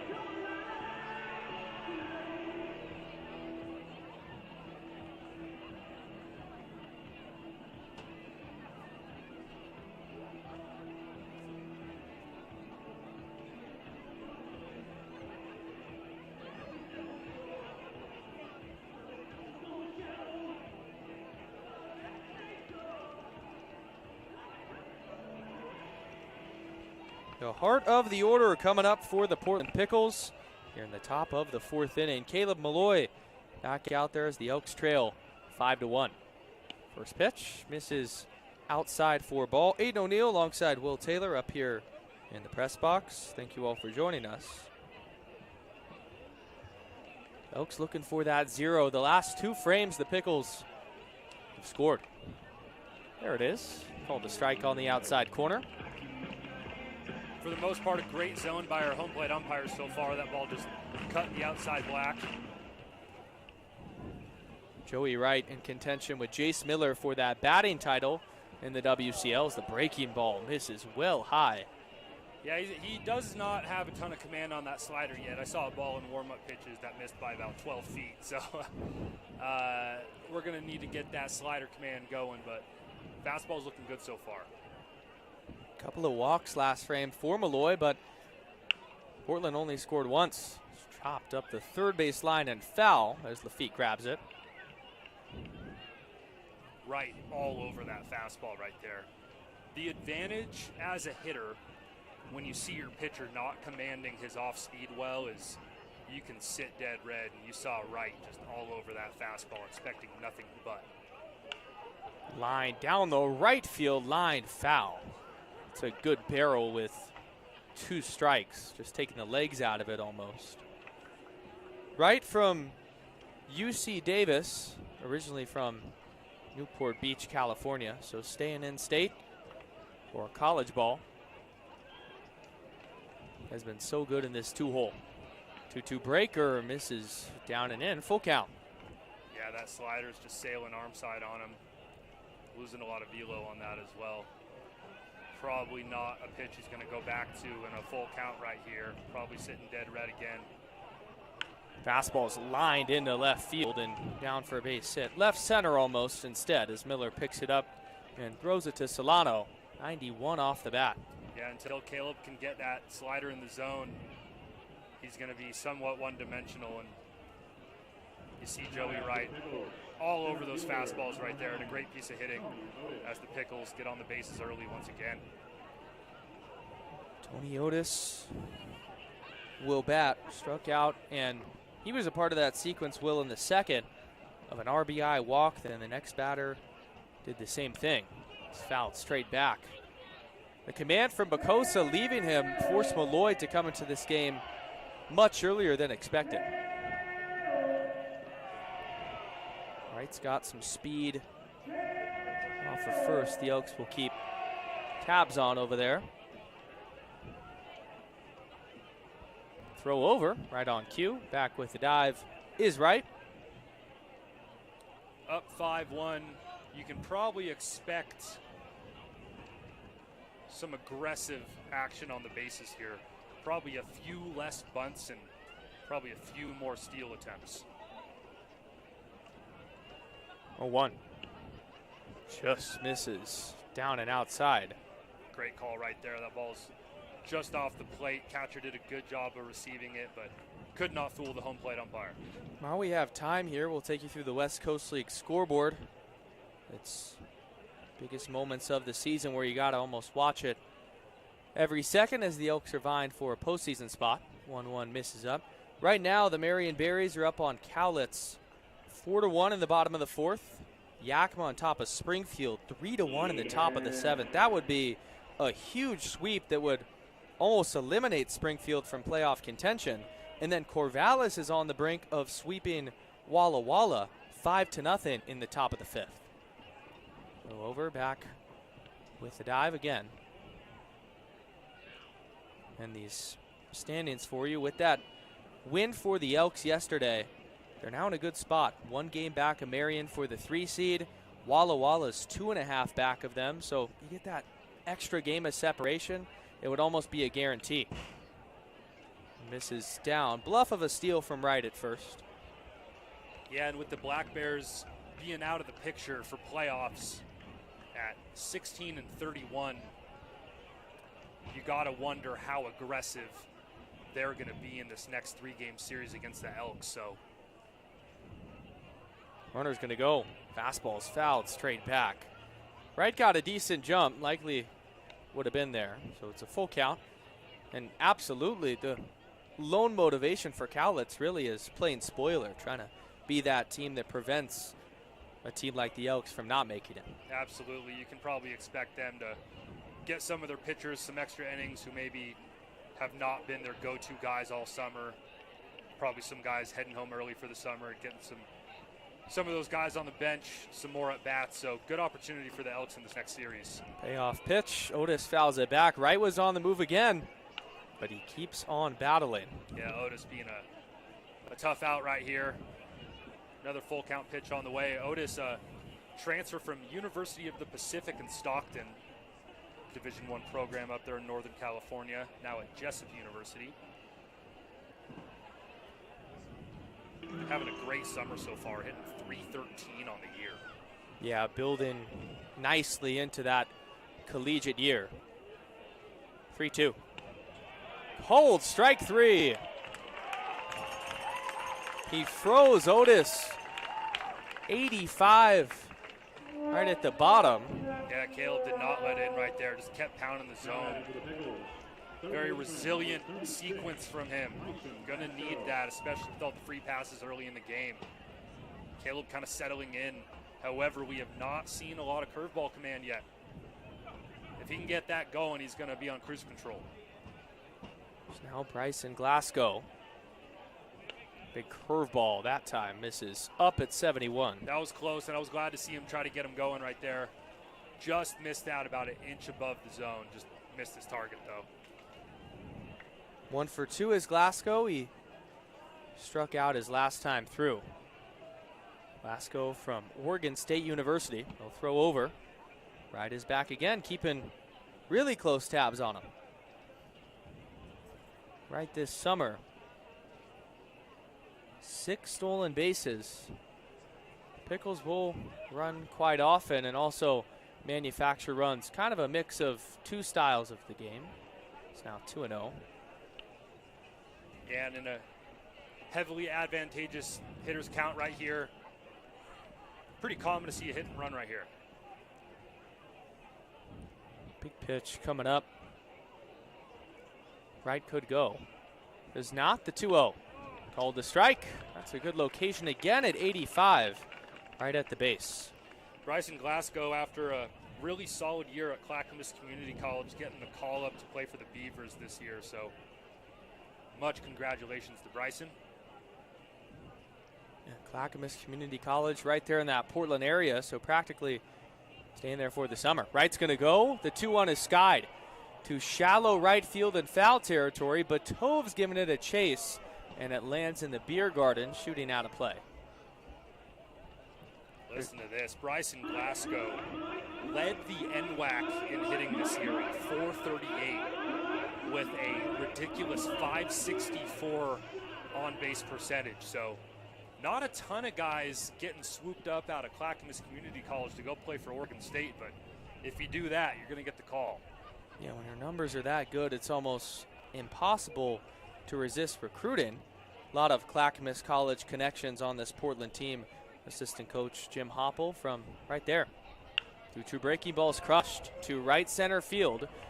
Miller's going out there in center. He's got a beat on it. He'll reach up and make the catch. Wright's going to have to go back to first. And now 2 gone. Well hit ball by Glasgow there. Just got under it a little bit with the wind still kind of coming in from left center. That ball was held up at only 336 feet. Our dimensions here at Gena, we have 330 down the lines and roughly 385 feet to dead center with that tall fence. And if the wind coming in, this is a pretty big yard. The air is high and dry, so Schleichart can definitely put one out of here if he gets a hold of one. Schleichart so far in this game has reached on 2 free passes. Hit by pitch and a walk. That one misses low. Great block from Batanco. So far this game, the Elks have not given Josh anything to hit, understandably so. However, there has been some command issues. With 2 outs here, I expect them to go after him. Hong looking from Malloy. He'll now pause and deliver home. That's the curveball called a strike. Caleb finally lands the slider in the zone, so that is absolutely huge. Now Schleichhardt is going to have to actually have an approach here, choosing between the fastball and the curveball. 1-1, 2 outs. We're here in the top of the 4th. Pickles on top, 5-1.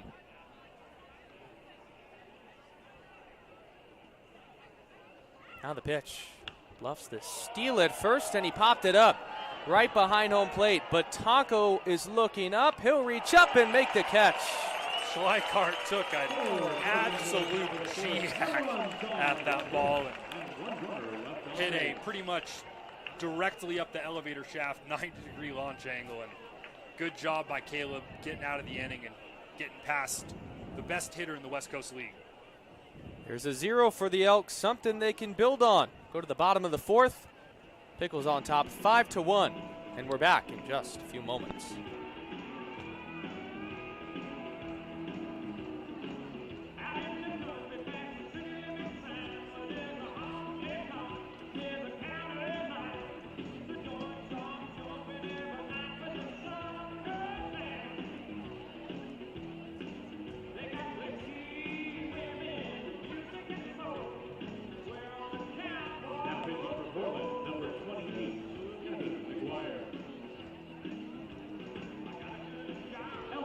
It's time for some more pitching change trivia. A reminder, if you think you have the correct answer to our trivia question, come on up to the press box window. First correct answer will win a prize.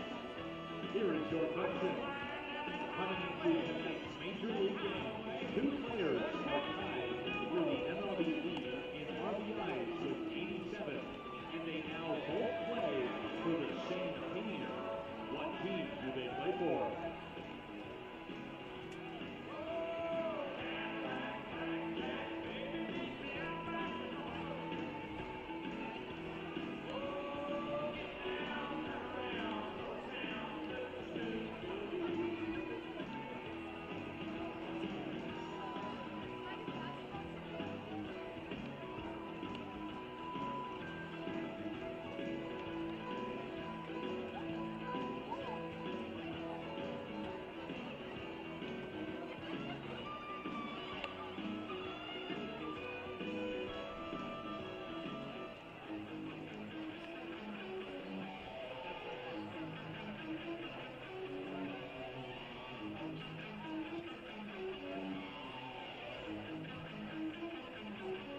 Leading off the bottom of the 4th for the Elks, designated hitter number 25, Ryder Martinelli.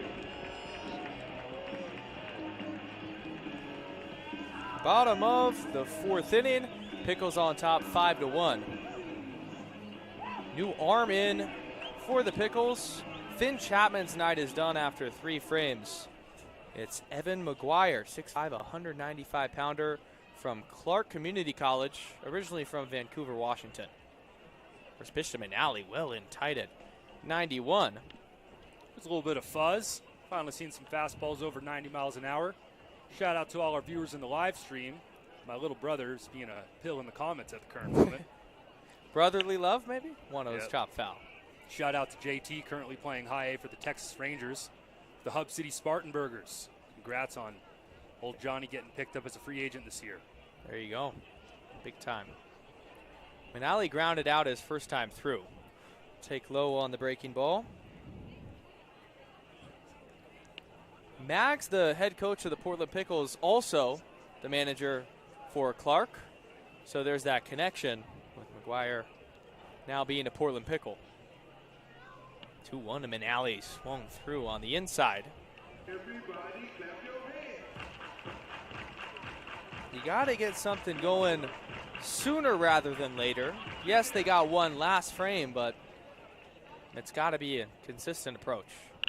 2-2's crushed down the right field line at 95, but foul. He's 3-0 with a 3.27 ERA in 22 innings. And look at this, Will. 20 strikeouts to just 3 walks. Bro shoves. That is fantastic right there. That's about as good of a strikeout to walk ratio as you're ever going to see. 20-3. Manali from Seattle University. 2-2 fastball misses in tight. It hit him on the hand at 90. Ouch. That's where you worry about all the little bones in the hand and something fracturing. Yeah, that type of hit by pitch is a notorious season ender. And Ryder is somewhat seething in pain walking down to first base. Now in the squad in between home and first. And summer ball, too, especially with Manali battling a back injury all last year. He had to get surgery, missed almost the entire duration of 2024. He did not want to see this kid be plagued with another, as the trainer is now out with him beyond first base. Similar situation to stud catcher Ryan Vandenbrink last week, right? Yeah. You hate to see that. Anything with the muscles in the hand and bones, it's all susceptible to those minute fractures that might not be a ton, but still hurt so bad and can really derail a season. Yes, the hand is a very active part of the body in the game of baseball, and you hate to see that. Those small bones have a hard time beefing up against a 90-mile-an-hour fastball off the hand of McGuire. Obviously not intentional. His ball wasn't honestly far from the strike zone at all, just honestly on the inside part of the plate, just above the zone. It's an increasingly common injury as he's still in pain. And it looks like he's going to exit. Yeah, he's going to come out of the game. That sucks, man. I hope he didn't break his hand right there, but he might have. Could tell from just the bird's eye view up here, he wasn't flexing it a ton. It was almost just staying in the same position. Yeah, I heard that through the press box glass. It looks like Teddy Tokheim is going to be the pinch runner. So Tokheim will also remain in the game at DH. For all you keeping track at home. Also in summer ball, you're not going to risk it regardless of if it's a break or not. These guys are playing for reps to get better. Now it's Brody Bitov. Our best wishes go out to Ryder Manali.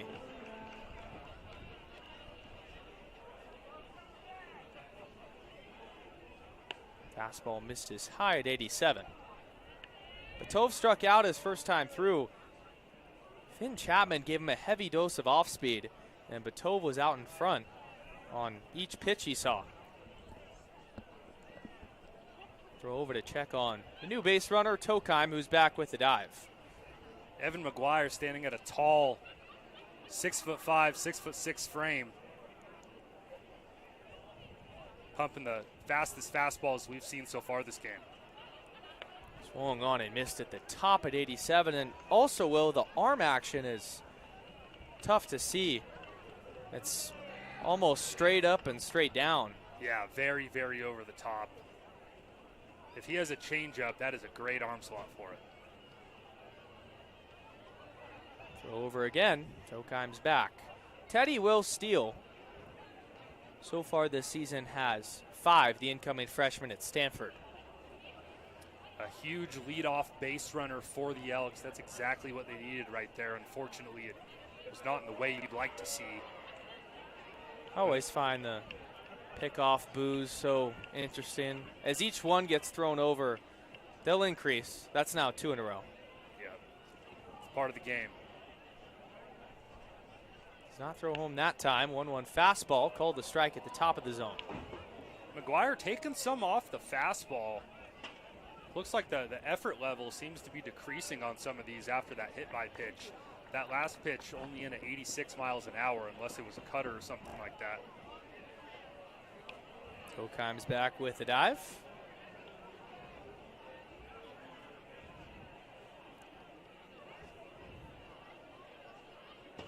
Bitov, mentioned from Toronto, Canada, played in a competitive scene in high school. The top-rated outfielder. He'll throw over again. Back safely is Tokai. I believe that's now 5 this at-bat.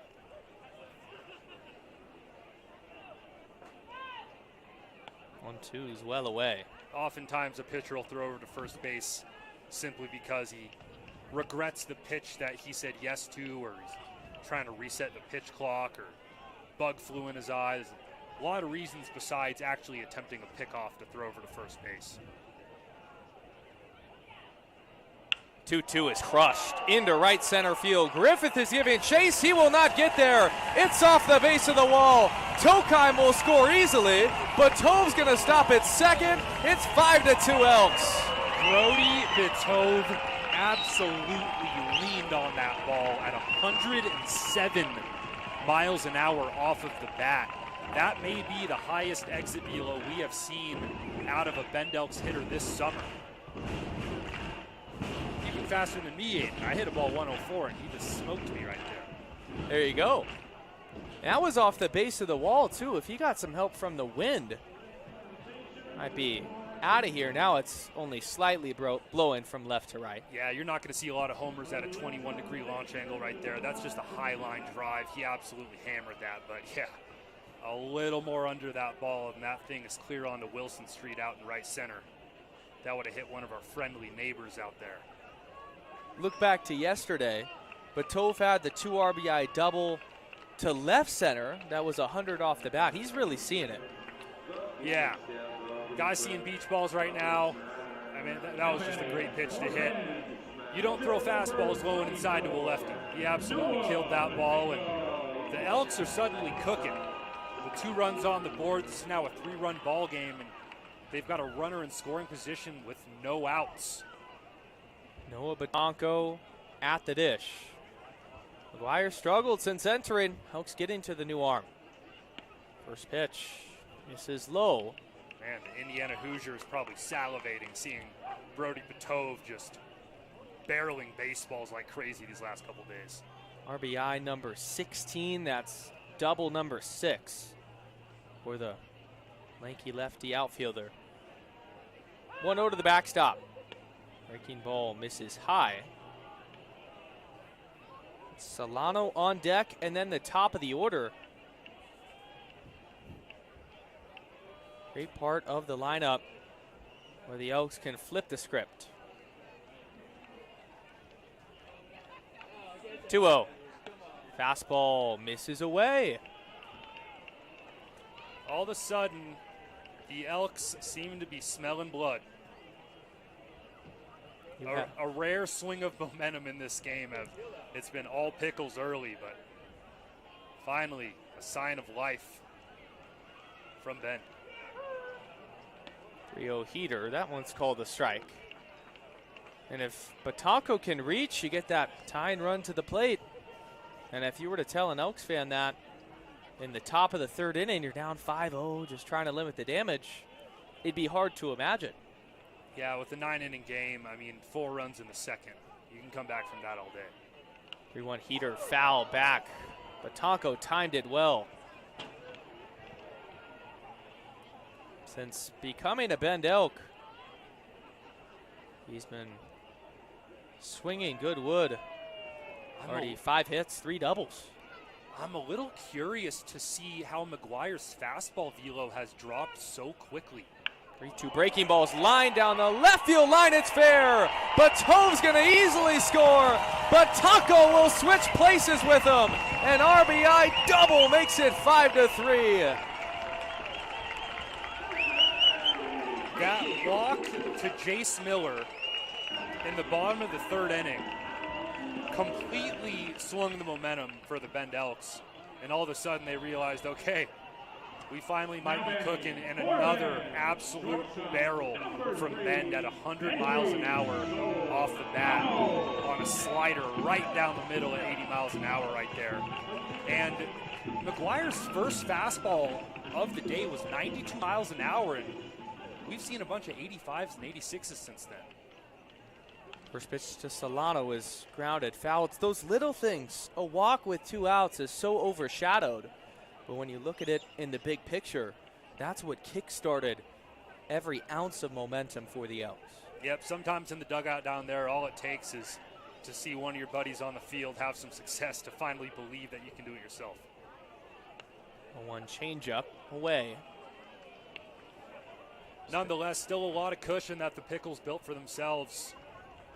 The Elks are cooking right now, but Pickles still up 5-3 here in the bottom of the fourth inning. Solano struck out looking his first time through.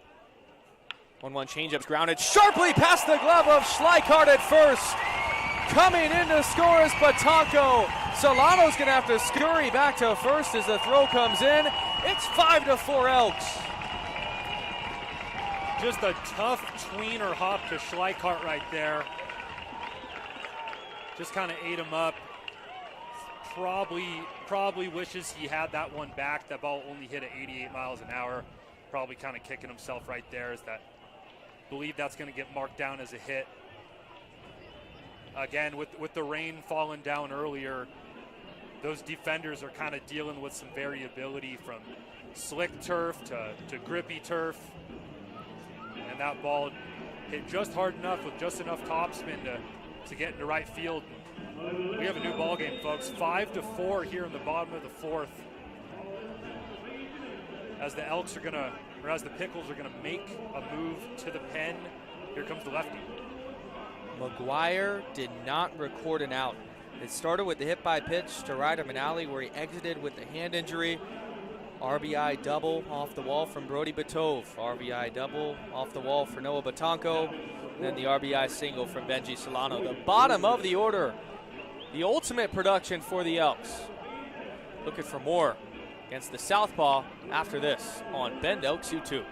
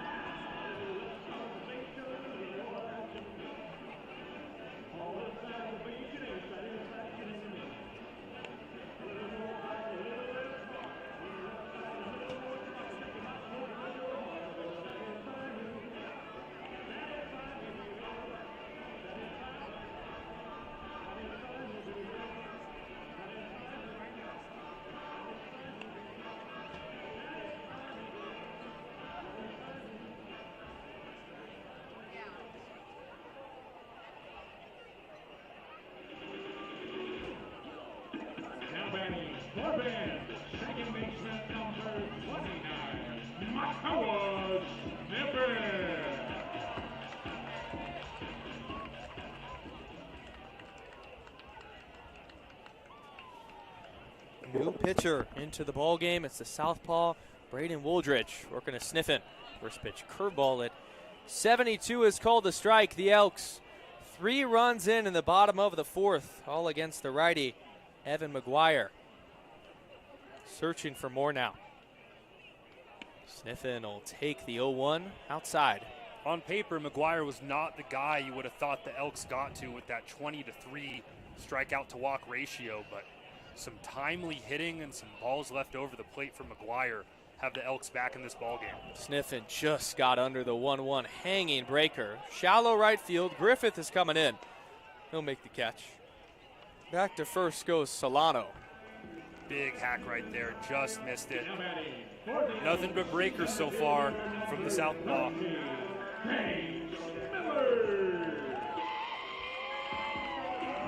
So McGuire couldn't record an out. Wooldridge comes in. First batter he faces. Wooldridge, not a ton of action so far. 4.65 ERA on the year. 9 innings pitched with a 1-1 record. Solid 11-4 strikeout to walk ratio so far this year. And he also does some batting. 81 at-bats. Has struggled at the dish with .185 average, but a true two-way guy. First pitch to Miller is called a strike on the outside corner. Beautiful sunset starting to form tonight here in Bend, left center field. As always, classic Bend, Oregon, baby. Jace Miller, been best hitter in the lineup for the majority of the summer here for the Elks, looking to pour it on and potentially tie this ball game. Now 1-1 after he took that changeup.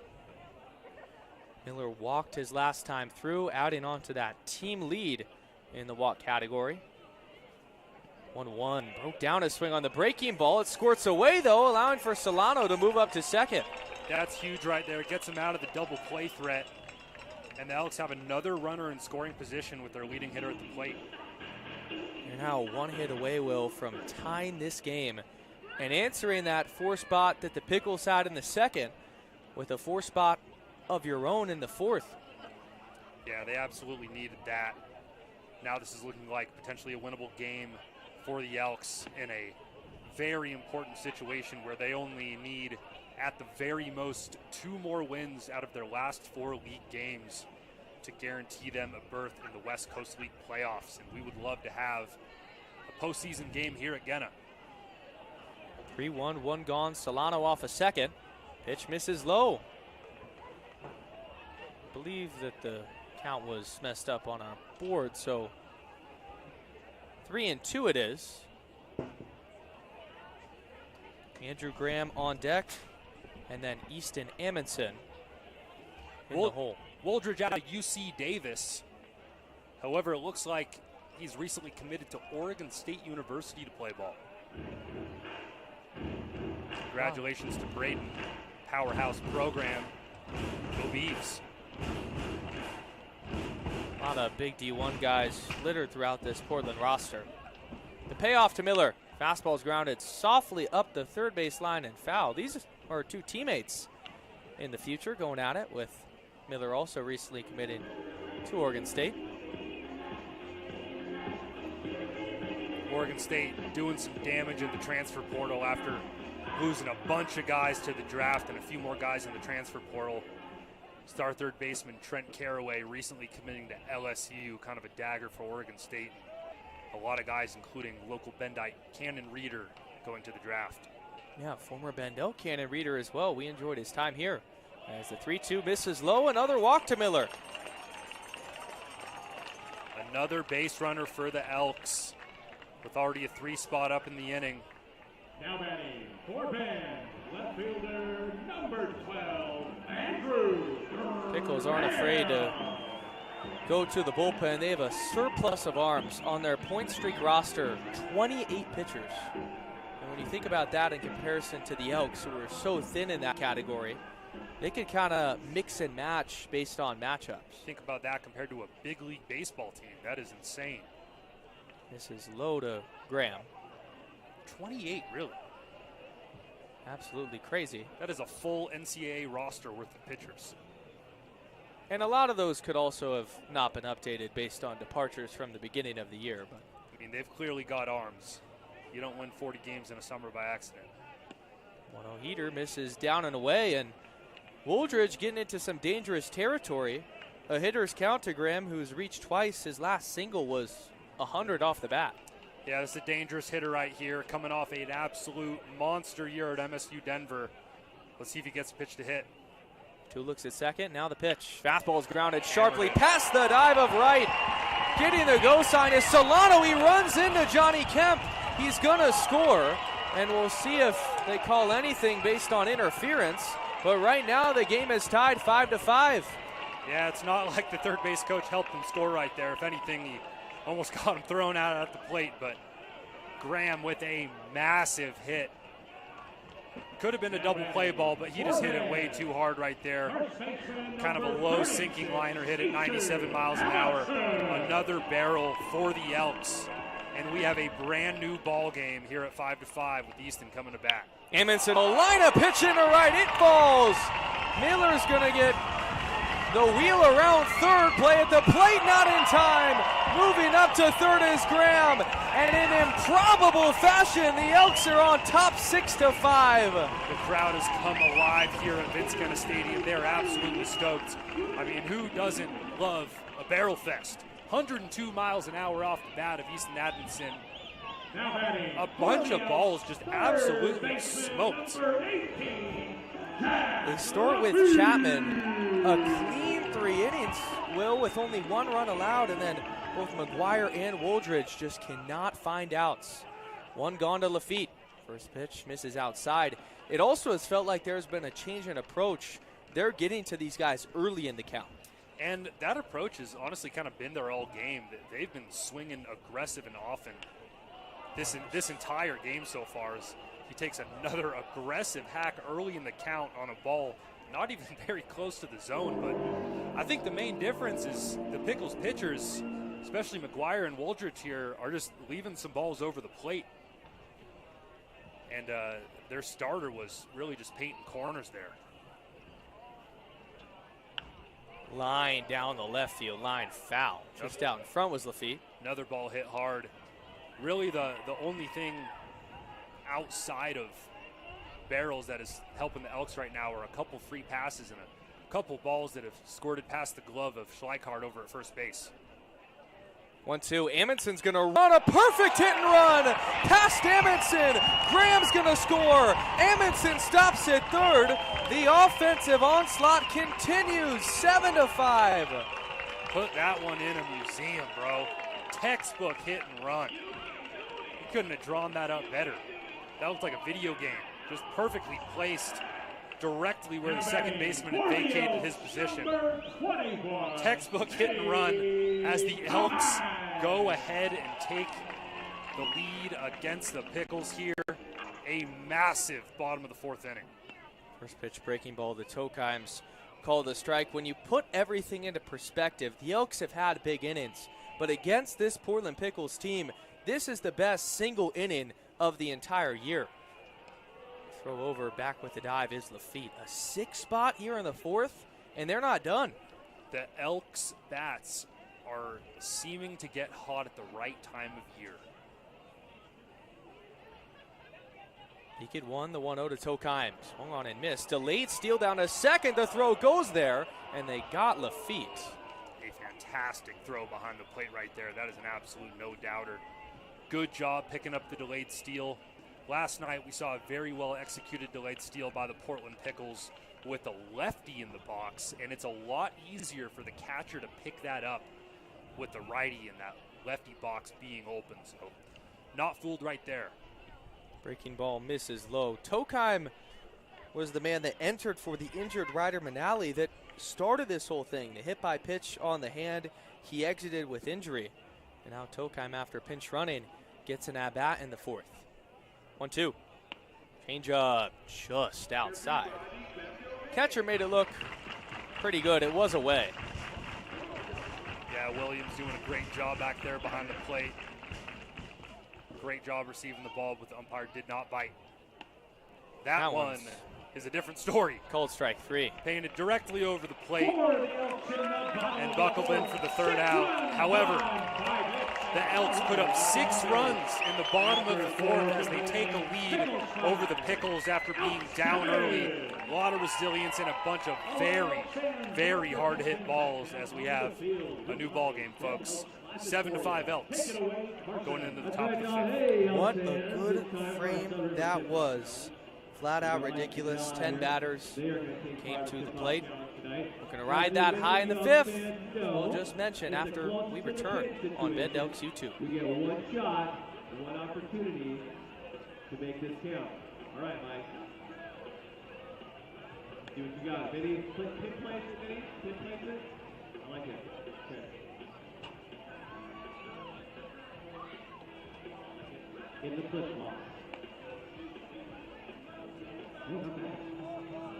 Okay, all right, Mike. Okay. All right, Canal, you're up, man. Hey, give it up for Canal really quick. Give it up for him. Here we go, Canal. See you close to the middle. Good shot.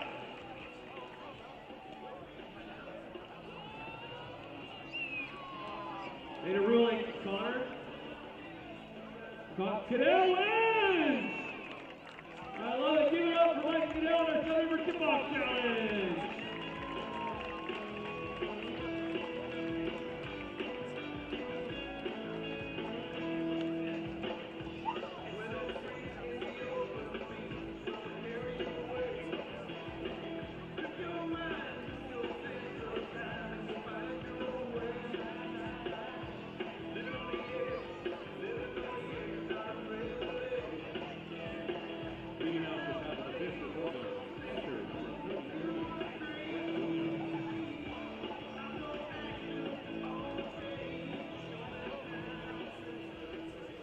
Top of the 5th inning.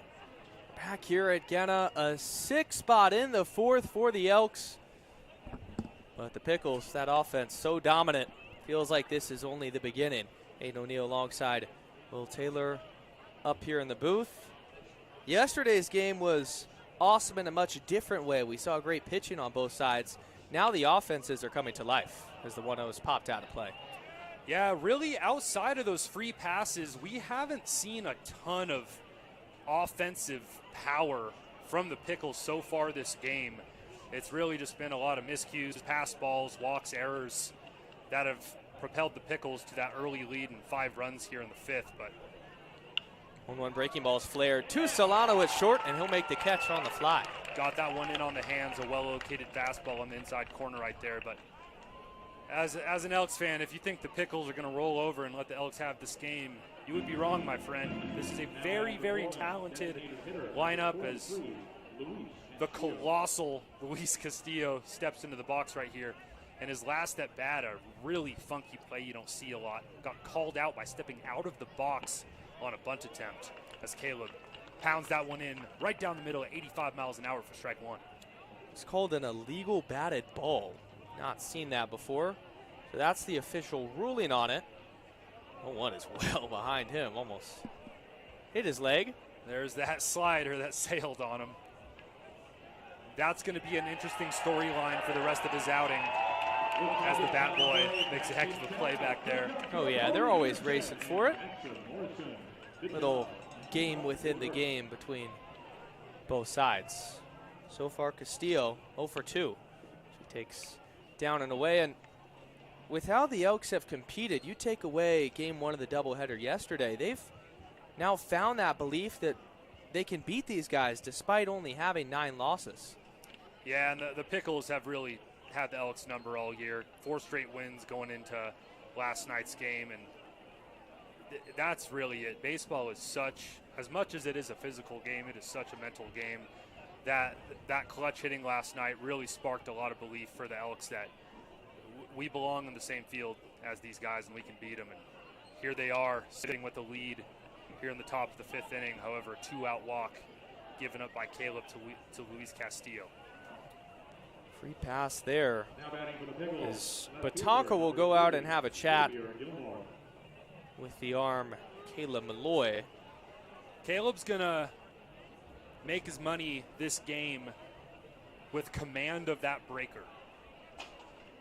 If he can't throw that breaker for a strike, he has 1 pitch, and it's not like he's throwing 100 miles an hour, so he's going to need some help for the Pickles, or he's going to need to command that breaker.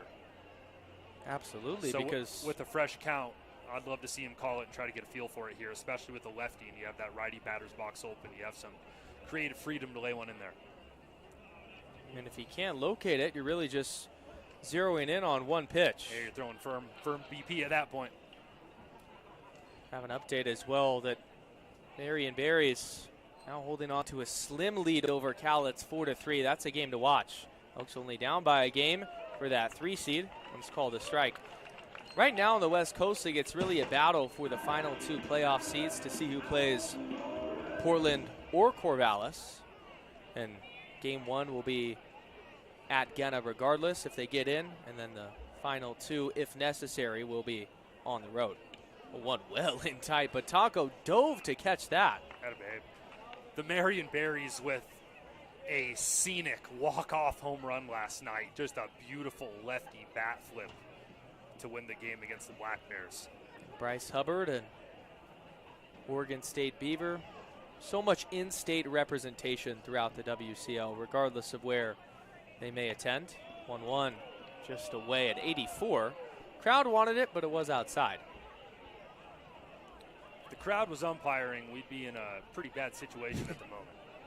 A lot of strikes. Very professional job by our home plate umpire so far this game, with the exception of a couple minor calls, but it looked like he even nailed that illegal batted ball call as Castillo's foot was outside the front of the box.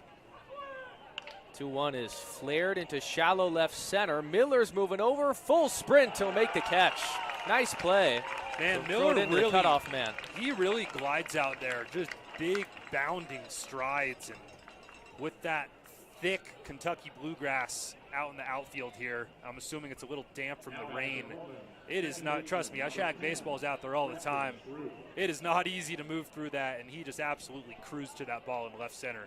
That went 323 feet for the second out here in the top of the fifth for the Elks. It's also got a guy that's traditionally not a center fielder, plays on the corner, so that's been just a new spot over the past couple of days. Now the 9-hole man in Stroop will unload on one. He tattooed that. Deep to right field, but Tove is looking up, and it's gone. A game-tying 2-run home run for Stroop that continues to dominate the Bend Elks. Right off of the bat, you could tell Stroop deposited that ball onto Wilson Street. Very high in the air, which is the way to do it here in the high elevation in Bend, Oregon. 97 miles an hour off the bat and an uncharacteristic 39-degree launch angle, which is usually a bit too high for a home run. A lot of climates are going to hold that ball in the yard, but that ball absolutely cut through the air, and that ball over the Bend Elks baseball sign in right center, and a absolutely clutch swing for the Pickles to tie it up here in the fifth. Back to the top of the order with Tanner Griffith. That's Stroop's first home run of the summer. RBI number 6 and 7. Fastball misses high, and he essentially has just got here. First game for the Portland Pickles was on the 19th of July, immediately making the impact, becoming a junior at Western Oregon. 1-0 misses in. And it's tough, Will, in games like this to keep your focus when it's back and forth and so many punches thrown. Absolutely. I'm sure that was a surprise to Caleb, as we have not seen a lot of strong barrels from the Pickles this game, but he was all over that ball, and I'll tell you, that is a great feeling as a hitter. It's called a strike on the outside corner. It's an absolute no-doubter off the bat. He clobbered that ball. Griffith, 1 for 2 at the dish, reached on a walk. We're here in the top of the fifth. It's been a longer game just because of the offensive barrage. 2-1 misses high. No action in the Elks bullpen. Hoping that Caleb Malloy can give them some innings. A lot of fresh arms, as I mentioned prior, with Eric Pajunas going the distance last night, all 7 innings. 3-1. Fastball is grounded sharply to Amundsen at first, who gloves it. He'll flip to the covering Malloy, and he can't catch it. Griffith is going to reach it first. It was a late cover at first, too. He wasn't over there in time. That's a bummer. Amundsen made a heck of a play down the line there for the potential third out. Made a good flip, but Caleb was just a little bit late to the bag and kind of scrambled to find his footing, and curious what they're going to rule that as. That's potentially a error on the pitcher. Looks like they are going to rule it an error. It's going to go down as an E1. Joey Wright now hits. Takes a breaking ball on the outside corner. Thank you all for everybody tuning in. 164 live right now. It's always fun bringing you baseball, and has been a pleasure having Will alongside me in the booth. We're having a good time. And, man, you can't ask for a better game. Yeah, I've been lucky. I've got to call a couple fantastic games so far. Well, one is fouled straight back. Caleb, not with a ton of fuzz on the fastball right now. Just all the more reason that he needs to get the breaking ball going. Stroop absolutely sitting on that 85-mile-an-hour fastball right down the middle. He was all over it. So, again, just another reason why you have to get that off-speed going, because if you, as a hitter, if you're expecting the fastball, even in a 2-strike count, not too tough to hit. 0-2. Breaking ball's well in tight. He goes by Batanco. He had no shot at it. Griffith's up to second. That's a costly 90 feet. And I appreciate that he's trying to find it, especially being up 0-2 right there, but still got a ways to go.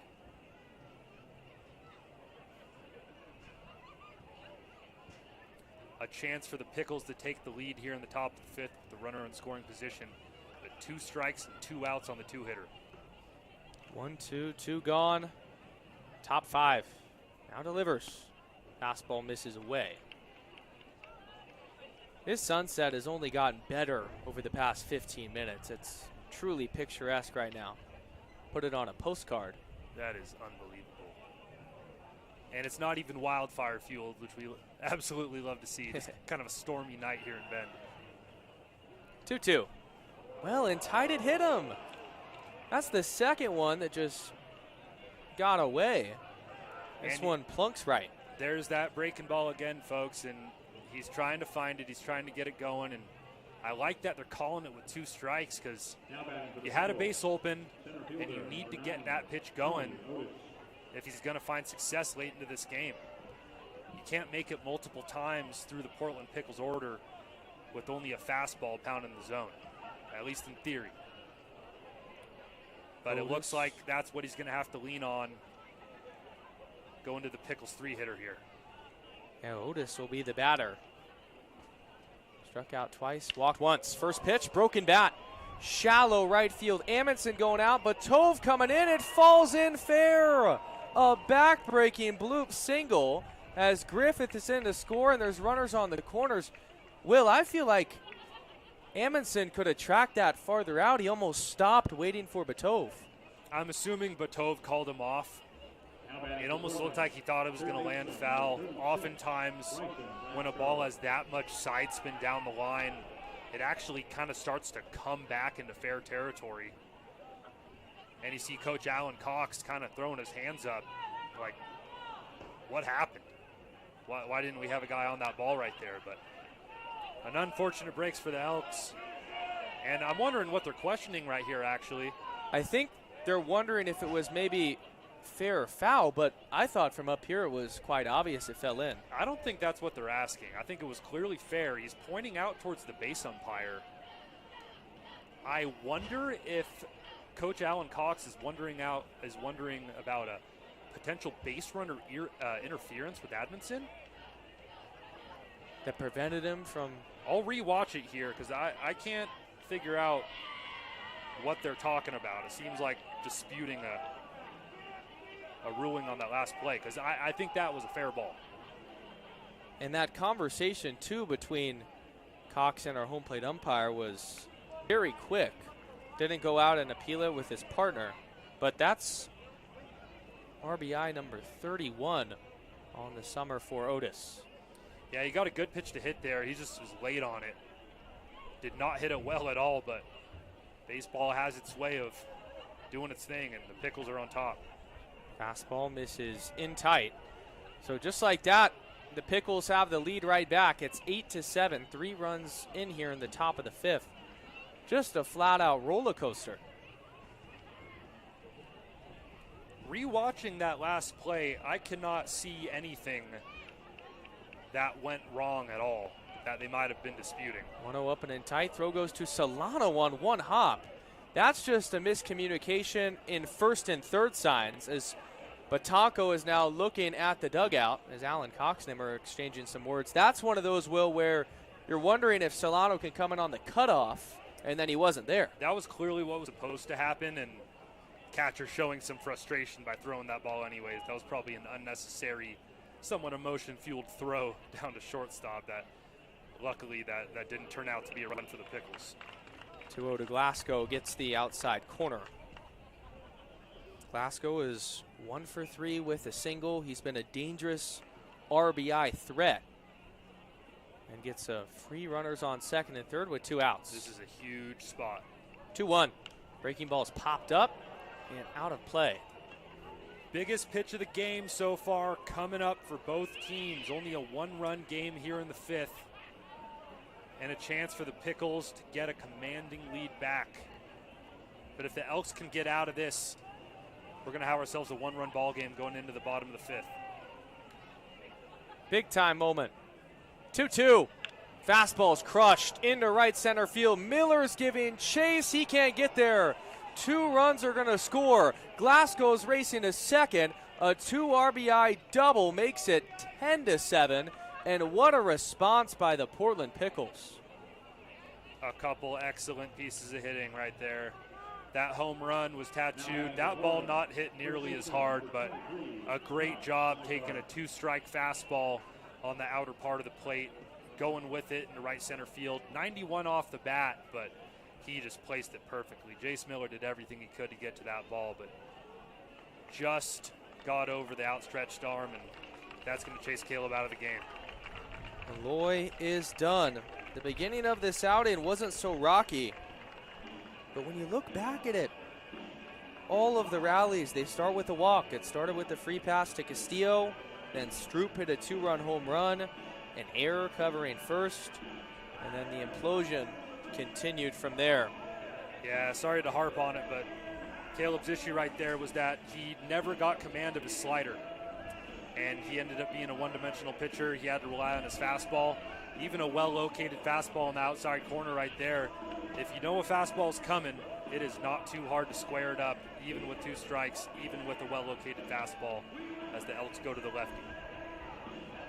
Southpaw coming in, 5 already in for the Portland Pickles in the 5th. We'll have that new arm for you after this. Elks trail by 3.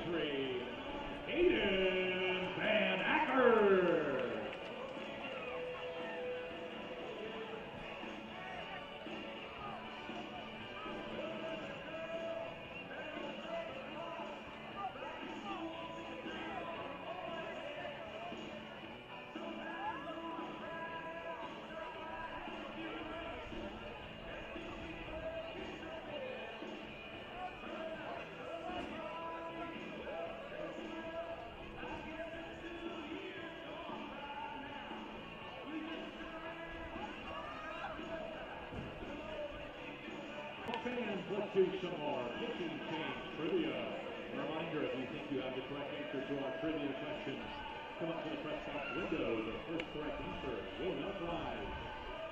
Here is your question. What MLB pitcher this season has the most saves? Again, what MLB pitcher this season has the most saves?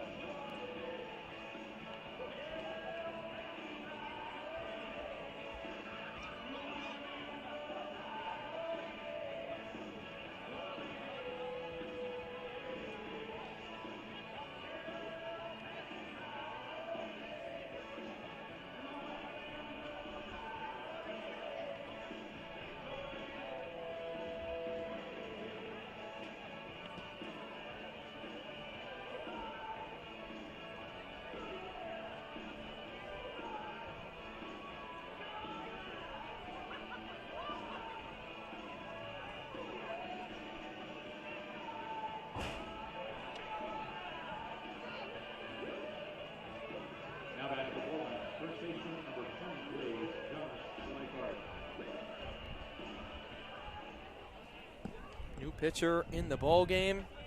It's the lefty Hayden Van Acker, the Pickles. This response offensively has been quite impressive. They have their best hitter coming up. Schleichardt's going to pop up, though, on the first pitch to the left side of the infield. Lafitte's looking at Patanko. He's coming in. He makes the catch, reaching up over his left shoulder. That was not an easy play, and that's one of those awkward ones right kind of over the top of the pitcher's mound that no one really knows whose ball it is, but Schleichardt's kicking himself over that one. He swung at looked like potentially a changeup or a sinker out off the plate, took a big hack at it and popped it up. I'm sure he wished he had that one back. So how about that? You coming out of the bullpen, you throw one pitch. Now the Elks are going to come back up. Bottom 5, Elks trail by 3. See a new arm, it looks like, after this on Bend Elks U2.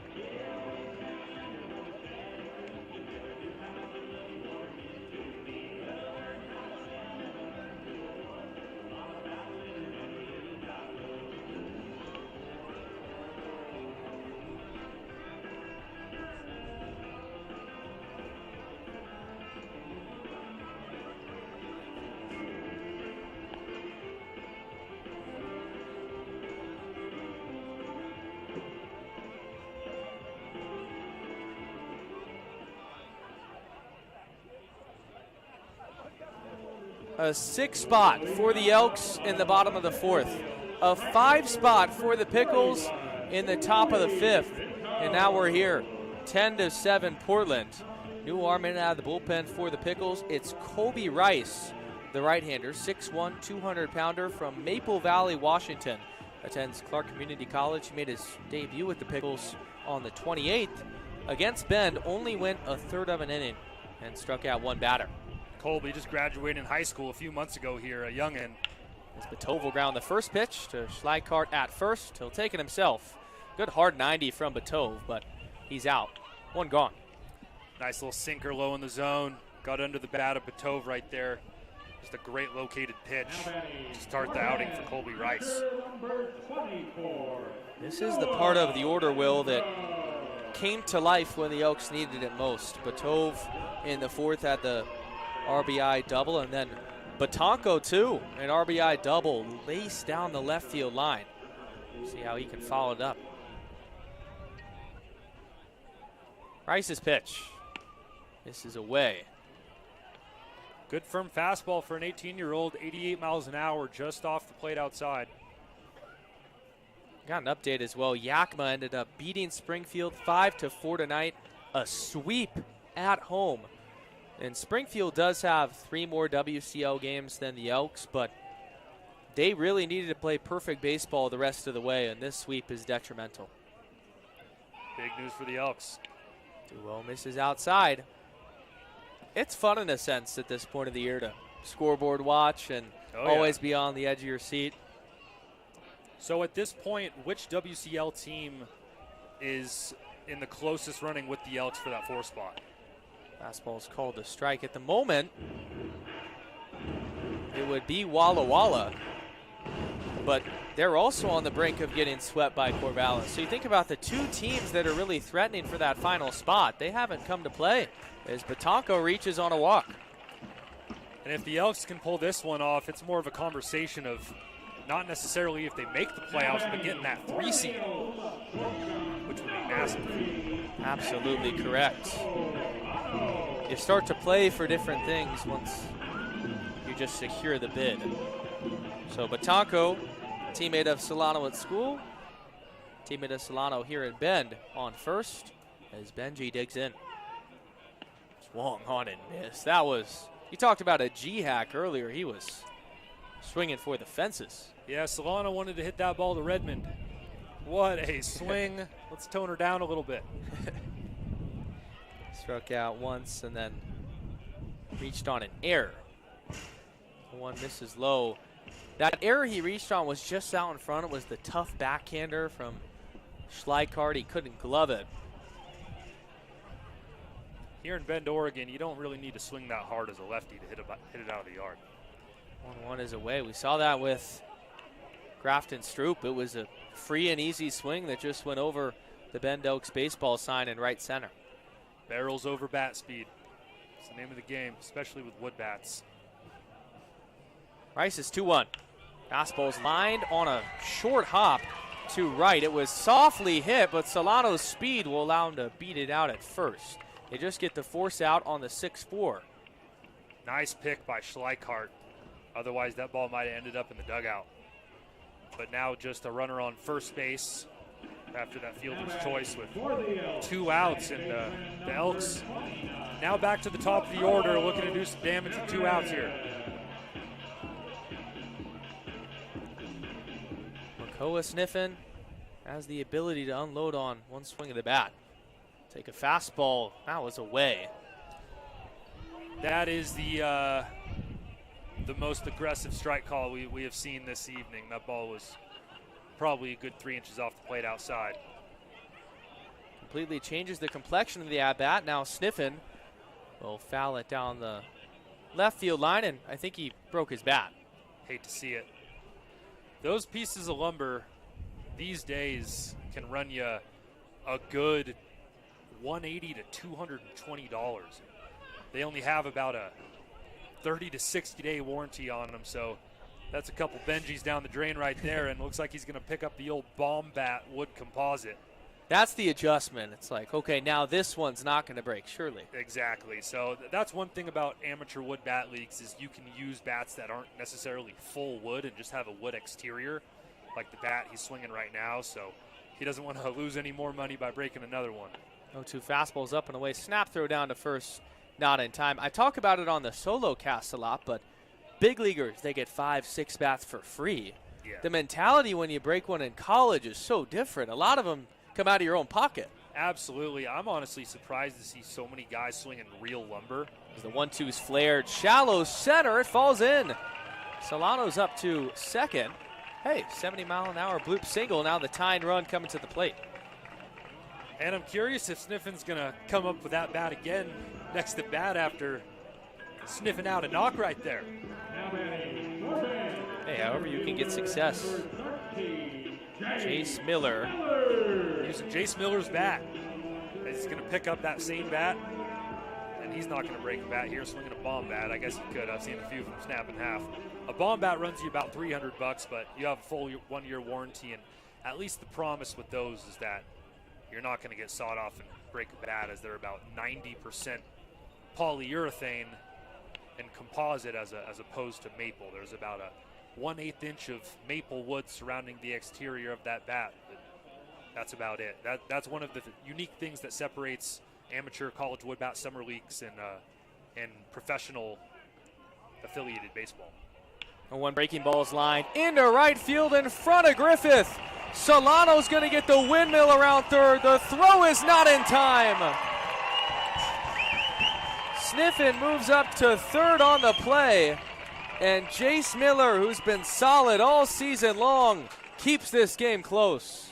And Jace Miller's bomb bat responsible for a couple consecutive 2-out knocks to get the Elks back in the scoring column as they narrow the Pickles lead to just 2, as they now are still threatening a huge situation here with runners on first and third and 2 outs.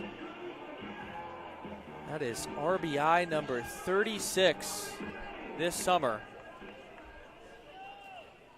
Andrew Graham, he's reached all 3 times. We'll dig in with 2 outs. First pitch well away. You mentioned how bomb bats don't break. Funny enough, Jace Miller, he broke one just last week, and he was wondering, how could I possibly do this? What's funny is I just did a video with one of the new bomb bats. I did see that, yes. Mine broke, dude. So it was a very unfortunate review. The bat that is promised to not break has actually been breaking quite a bit. Louisville Slugger and DeMarini both recently came out with very similar designed wood composite bats. And I've been absolutely huge on that bat. If you're just tuning in, I do bat reviews on YouTube. I'm just a guest commentator, but that's kind of my bread and butter. So it's fun to talk shop with bats right now. It looks like we have another bomb bat at the plate. Ooh, up and in tight. Graham had to duck out of the way. It's a pleasure to have Will Taylor on with the Baseball Bat Bros. Gaining a huge following over the years on all platforms, and having you for color whenever you're invited. It's been a blast. The whole YouTube thing's been a happy accident, man. Feel very lucky. 2-0's popped up and out of play. Everyone was ducking. Looks like someone came up with it. Now that ball, they're mad because that ball bounced over the bleachers. He had a chance at it, but that ball's going to sneak back on there onto fourth. And I don't think they're going to send Miller here with Andrew at the plate. Very dangerous hitter. You don't want to waste that third out at second base when you already have a runner in scoring position at third here. A couple big knocks in his last 2 at-bats here from Andrew. Still a hitter's count. 2-1 heater, misses inside. And you've got the ever-dangerous Easton Amundsen on deck. There's nowhere to put the arm. This is a great ball game, man. Lots of offense. It was a little slow there with the walks in the top of the second inning, but these teams have showed up. 3-1, misses up, ball 4. The bases are loaded for Amundsen. The biggest moment in this game so far as Williams heads to the mound for a visit, and the Elks are buzzing. 2 outs, bases loaded after a walk, and one of the hottest and most dangerous hitters for the Elks in Easton Amundsen coming to the plate. He has figured it out today. Reached on a walk his first AB, back-to-back singles, 1, recording an RBI. And that adjustment with the eyesight, you mentioned Max Muncy in the MLB, it is truly paying dividend for Amundsen. He looks like a different hitter. Absolutely. Advice for ball players across the world, if you're having issues in the box, get your vision checked. That's a career changer for a lot of guys. Here we go. First pitch, change up. Misses low. That's a gutsy take. And another one where Amundsen a month ago was swinging over the top of that. Great eye right there. That ball missed by a mere inch below the zone. Incoming player at Akron after last season at MSU Denver. 1-0. Misses in tight. It gets away. Hit oh, no. Pitch. It hit him on the top of the foot. Hopefully he's all right. That looks like it hurt. That's an RBI. 10-9. Easton Amundsen will knock in a run, his second RBI of the ballgame. We're going to have a mountain visit now as the Pickles have run into trouble with yet another 2-out rally from the Elks, making some magic happen after the inning was not looking very promising early. I'll tell you what, this game is flat out insane. 10-9. Pickles. Dude, this is going to be like a 3.5-hour game, but I've just been stoked the entire time. This has been so much fun to watch. We have so far 13 runs in the last inning and a half. I'll take it. And it's not a bunch of walks and errors. These guys are hitting, man. They really are. This time of the summer, this late in the summer, this is when hitters get hot and pitchers' arms get tired. This is very similar to when postseason baseball starts up in college baseball. Those hitters have got a lot of at-bats. They're feeling good. And the pitchers are starting to get tired. As the crowd comes alive here at Vince Kenna Stadium, as we have the bases loaded, 2 outs, and the Pickles clinging to a 1-run lead. Jack Lafitte is the batter, had an RBI single his last time. First pitch just gets the inside corner.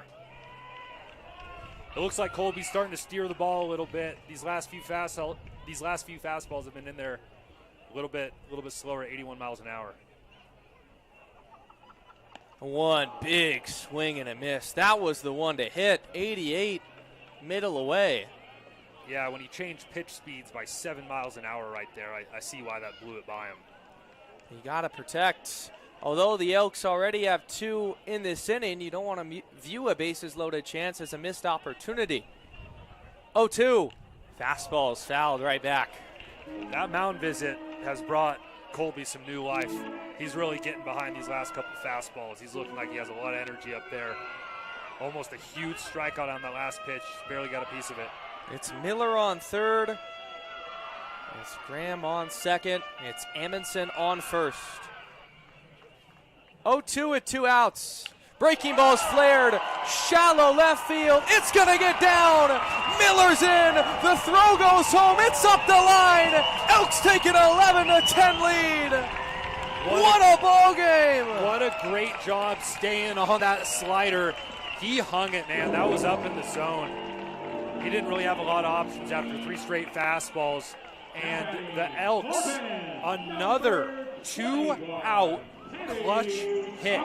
They are not making it look easy they are not going about it on the road most traveled. They are grinding this out in the toughest way possible, but the last 2 nights have been full with clutch 2-out hits. This entire inning has been fully with 2 outs. Jack Lafitte, 3 runs batted in just tonight. First pitch to Tokheim, big swing and a miss. His impact as a young player, it's almost like a seasoned veteran has entered the Bend Elks, and he just goes about his business every day. That was huge. I thought Griffith might have had a chance in that ball. He let it fall in, and that was a huge 2 RBI knock for the Elks. They take the lead yet again here in the 5th. It's already 11-10, and it's only the 5th inning, folks. We are hardly halfway through this game. Tokheim struck out in his first at-bat after coming in for Ryder Manali after he hurt his hand. Amundsen's going to take third as the 0-2 is fouled down the right field line. He got such a big jump, he could have just walked there. I believe Colby mistakenly threw out of the windup there. So a little mental blunder that fortunately did not penalize him with the foul ball. 4 runs in. He's been out there for quite some time. Peek back at Amundsen this time, and the 0-2. Breaking ball's chopped up the third base line, just foul. Gloved by Glasgow to the right of the line. Colby without a true college appearance yet, just being fresh out of high school. Gutsy job by him out here pounding the zone here in a very high leverage West Coast League game.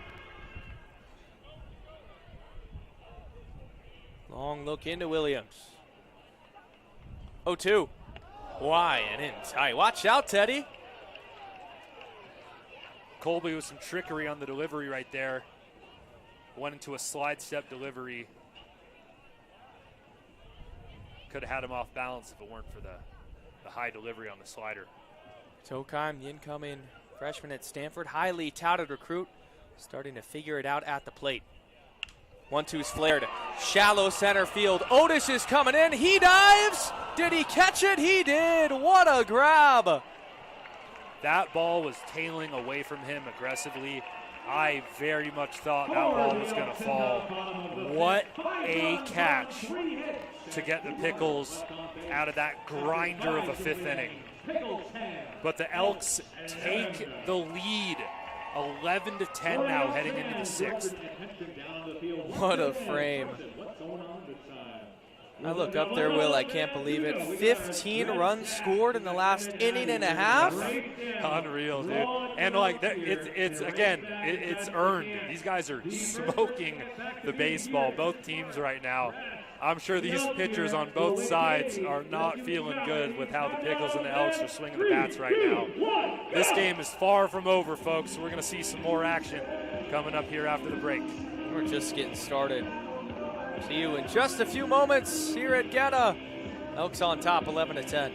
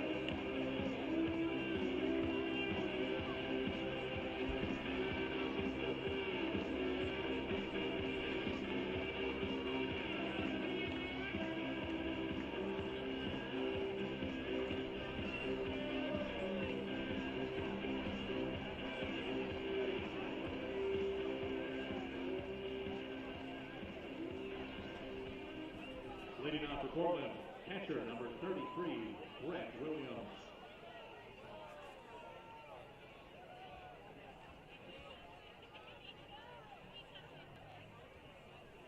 Van Acker Faced one batter out of the pen. He now gets a full inning of work with 1 run of run support. Pitch called a strike. Mentioned it before the break. 15 runs in the past inning and a half. It's difficult to comprehend. We'll see if the Elks can get themselves a 0. It's Williams up at the dish. 0-1 misses high.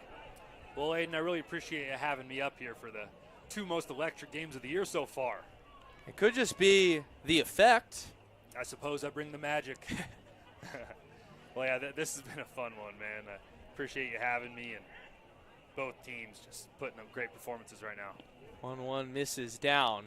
Do not go anywhere. It really feels like the first chapter has only been written in this ball game. We know both of these squads, the 2 best run producers in the entire WCL, and it's coming to life on the biggest stage in a playoff push. 2-1 heaters fouled straight back on the inside corner. The Pickles looking for their 39th and 40th win of the season so far, and the Elks aren't wanting to give it to them. Putting up a great fight in these last couple games. The Pickles taking a commanding win in game 1 of the doubleheader yesterday, just all over the Elks pitching, but lots of free passes and errors have really helped that happen, but the bats have come alive for Bend as popped up. Shallow center field. Going out is Sniffin. Miller's coming in, and he'll make the catch. 1 gone. Good job getting the first out right there by Van Acker as the large Luis Castillo comes to the plate. Could easily tie the game with 1 swing of the bat, you would think. Van Acker, 6 feet tall, 190 pounds, from Kuna, Idaho. He goes to Corbin in 2024. That was the last time he threw. No registered stats for this past season, so wonder if there was an injury there. Castillo reached once on a walk. No hits. Take a ball low. Yeah, Castillo's been sitting dead red on the fastball so far this game, and that first pitch being an off speed, I don't think they want to throw him a fastball. Van Acker comes set, middle of the rubber. 1-0's lined into left field. It falls in for a hit. Just cued that off-speed pitch off the end of the bat, but with how strong he is, still put that ball into left field at 80 miles an hour, and the Pickles have a 1-out base runner. And that's pure strength when you don't have to necessarily barrel it up, and you still can get yourself some knocks in the outfield. Yeah, that's been the name of the game for the Pickles these last couple games, is seeing eye singles, soft base hits, and they've made their living off of that, except for that big home run last inning. It's now Gilmore, 0 for 3, left on left with Van Acker. Fastball's grounded through the 3-4 hole, just a C&I base hit. Castillo moves up to second. It's back-to-back singles. That's one of the best advantages of being a left-handed hitter is when you have a runner on first right there and you have the first baseman holding him. Like in my men's league, I have some of the most embarrassing, pathetic rollover hits. I mean, I guarantee you when he hit that ball, he was like, gosh dang it, that is a terrible piece of hitting, but that's a base knock, baby. That's just an unfortunate break for the Elks. That is my brother makes quite the living off hits like that. The beauty of it, too, is when you look back on a box score, it shows up the same. Single. Absolutely. You can go tell your college coach, you had 3 knocks last night. Called the strike on the outside corner.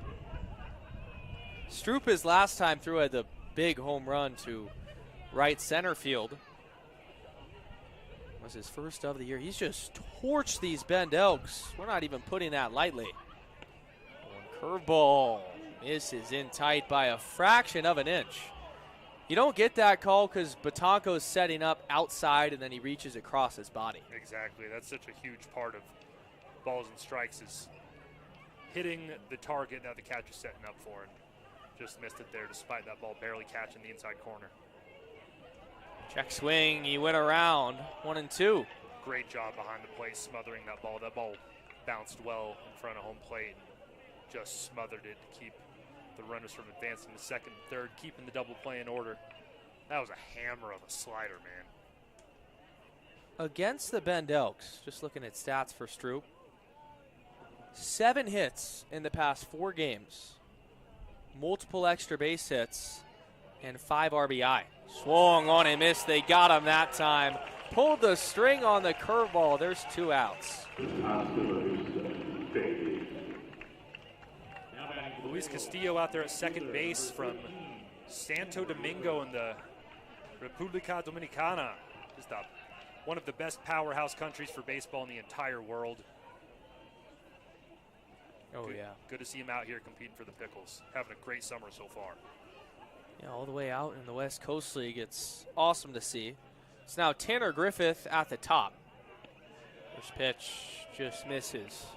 That's another one that the Elks want. They'll look at the TrackMan, see that it's just off the plate.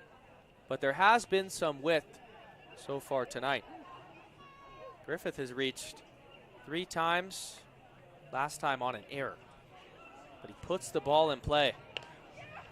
We would like to acknowledge that Kuna, Idaho is officially phonetically pronounced Kuna. Interesting. Kuna, Idaho. Okay. We will get that right next time. No doubt. Shout out to our Idahoans out there.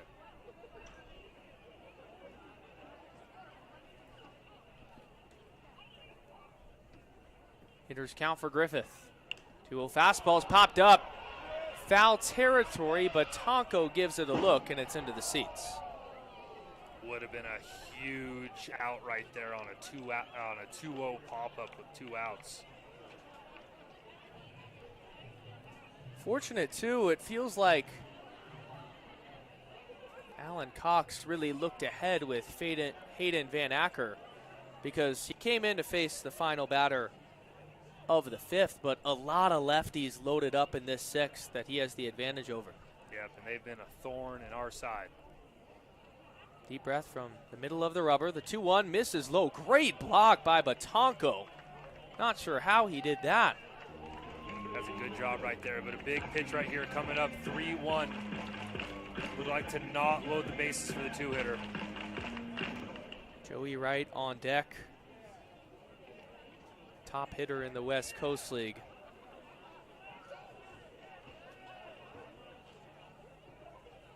Misses low, ball 4.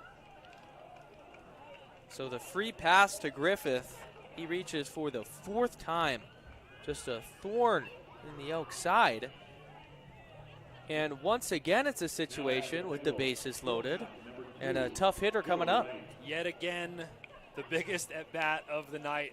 Seem to be saying that every single inning, but Joey Wright coming to the plate after a walk. This feels eerily similar to the last inning for the Elks where they put up a 4 spot, but a lot of possibilities here. Can the Elks get out of this bases loaded jam to put up only the 3rd 0 of the game for the Pickles?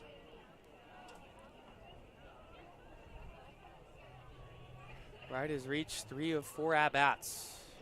Chris Pichon misses low, making Batonko work. He blocks another. He's spiking that fastball awkwardly often. He's got to bring him a pitch here. You do not want to get you do not want to get down 2-0 with the bases loaded. Game full of moments. Another big one here. 1-0, just low. Batonko made it look much better with that frame up. You see Batonko giving Van Acker a high target right now, trying to get him to adjust his eye level. He's really kind of getting on top of that fastball right now. Now showing high. One misses down and in tight. That is the last thing you want to see if you're the Bend Elks right now. A dicey situation as not a lot is going on in the Bend bullpen.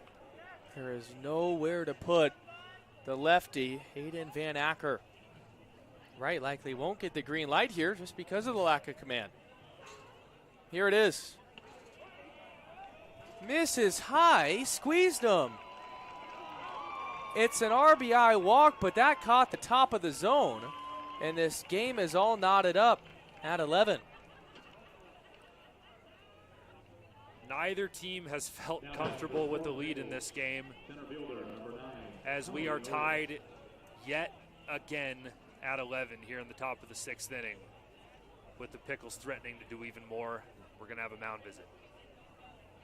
Jeff Brown will head on out. this puts everything to perspective too, Will, with technically 2 days off, Friday and Saturday, as there's going to be a lot of new faces to just preserve these guys, and then Sunday, the full day off. You can go to a lot of different bullpen arms and still feel comfortable. Yeah, there's about 3 Elks walking down to the bullpen right now, and this is, just like last night, this is a game they want to win. I would assume that they're going to have a reasonably short leash on Ben Acker right here. But not a lot of urgency. They think he has this. A huge RBI base knock his last time up, as we're again back to the middle of the order with the 3-hitter. Otis, 2 runs batted in. So far tonight he'll take inside, but Tonko saved another run from coming in with the forehand one-hop pick. But Tonko has had 3 or 4 balls this inning that a lot of catchers are letting go to the backstop. And these are fastballs too. I said last night, a spiked fastball is the single hardest pitch to block because you're not expecting it. You can't anticipate getting on one knee and taking it in that chest protector. Tonko's got quick hands back there. 1-0 misses high and outside. And also, you're going to get squeezed naturally when you're not pounding the zone. Exactly. See that time and time again with pitchers that are having a hard time finding the zone. The umpire has a hard time calling those corner pitches. 2-0 is flared, shallow left field. It broke the bat and it falls over the glove of Solano. Unreal. 2 runs are going to come in to score. And the Pickles take a 13-11 lead on a ball that was 62, a broken bat single off the bat. That's Otis's second hit in a row that was hit softer than most Little Leaguers can throw a fastball. Nonetheless, in the book, those are 2 knocks and 2 absolutely clutch hits for the Portland Pickles as they take a 13-11 lead and another crooked number in the last 2 full innings. I got to do some addition here. 18 runs. Brother. That number doesn't even sound real. Oh, my gosh. Now Bryson Glasgow. Otis off of first. The pitch is skied to deep left center that field. Ball's out of here. They're both going to give it a look. Look up, and it's gone. What a turn of events. Bryson Glasgow blows this game wide open. A 3-run home run, and it's 16-11 Pickles. That ball just squeaked over the 370 left center field fence. 387 feet off the bat, 99 miles an hour of exit velocity. And the Portland Pickles are now buzzing with another clutch home run into the wind here at Vince-Skinna Stadium to go up 16-11 in only the 6th inning. In a normal situation, Will, this would be a sign of maybe the Elks falling out of a game. But with how this has gone, it might just be punches back and forth, and we just continue to do this thing. Told you this game wasn't over, folks. I hope you are in for a long night of baseball, because we sure are. An impressive swing of the bat from Bryson Glasgow there. Schleichart takes away. Glasgow now 5 runs batted in just tonight.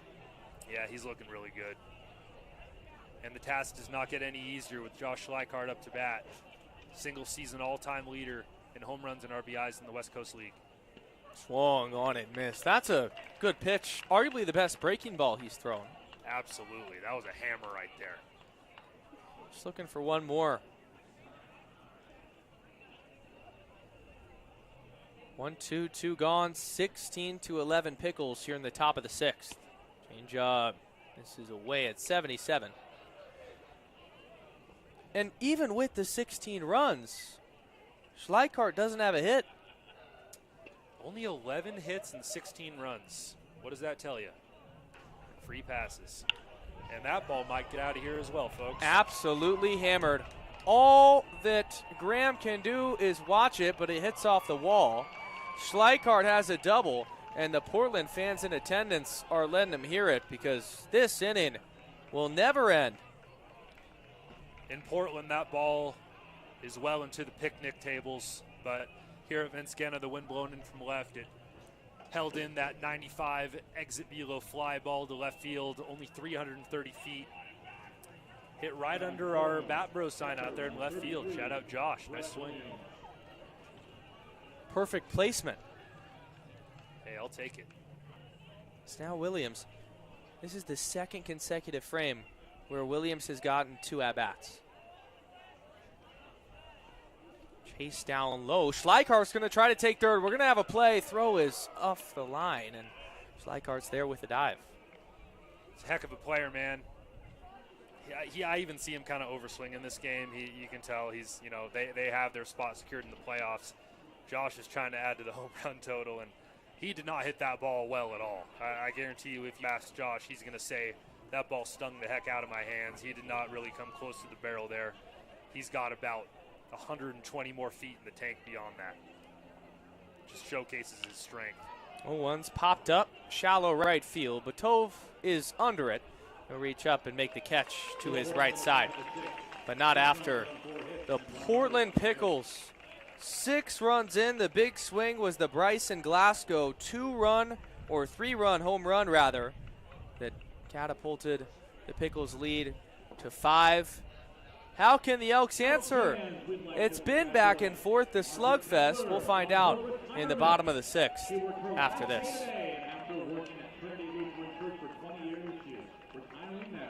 Congratulations, Ms. Kepler.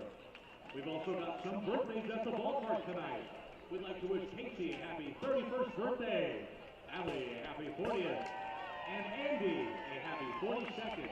Happy birthday, y'all, and thank you for coming out to the ballpark.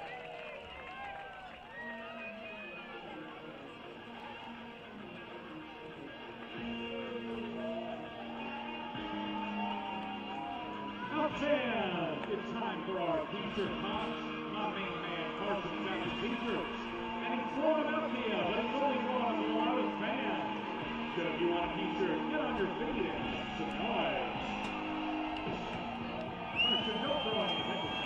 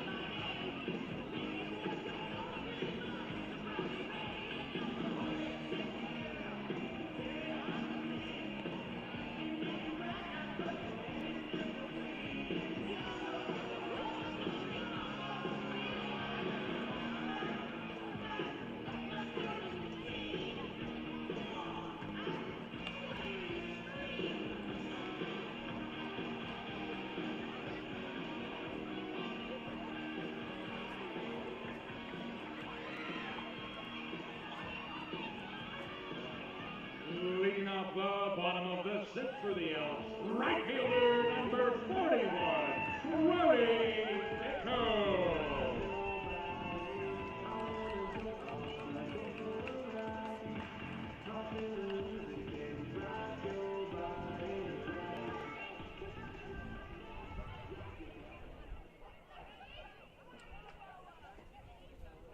Brody Batov will lead off this inning. Rowan Barnes, the new pitcher in. 2-1 with a 3 ERA. First pitch to Brody, called a strike, and that's one that wasn't called a strike last frame. Just hit the target a little bit better there. We've got a few people in the chat asking, what's the highest scoring WCL game of all time? I have no idea, but this has to be pretty close, folks. I mean, at least it's looking that way. I'd assume, especially late in the season, when you get deep into the bullpens, there had to have been some 24-20 games out there. At least this season, though, this is going to be one of the higher scoring games you're going to see out there. And I don't think we're done. Thinking, too, we're in the 6th. Barnes looks home. 0-2 to Batov. Change up, misses outside. Batov, his last time through, rounded out but had a big RBI double earlier. He's swinging a hot bat. I did all the research I could to try to find some WCL scoring data in my 45 seconds I had between innings, but it's no avail. 1-2's grounded, foul. There's been some barn burners earlier this season, as you mentioned, when you get thin on pitching at this stage of the year. It's tough. I mean, right now, the Pickles, this is their 5th arm of the night. And like you said, they have a deep pen. I mean, there's 20 guys sitting down in the bullpen right now, a few of them up and walking around. Here's the 1-2.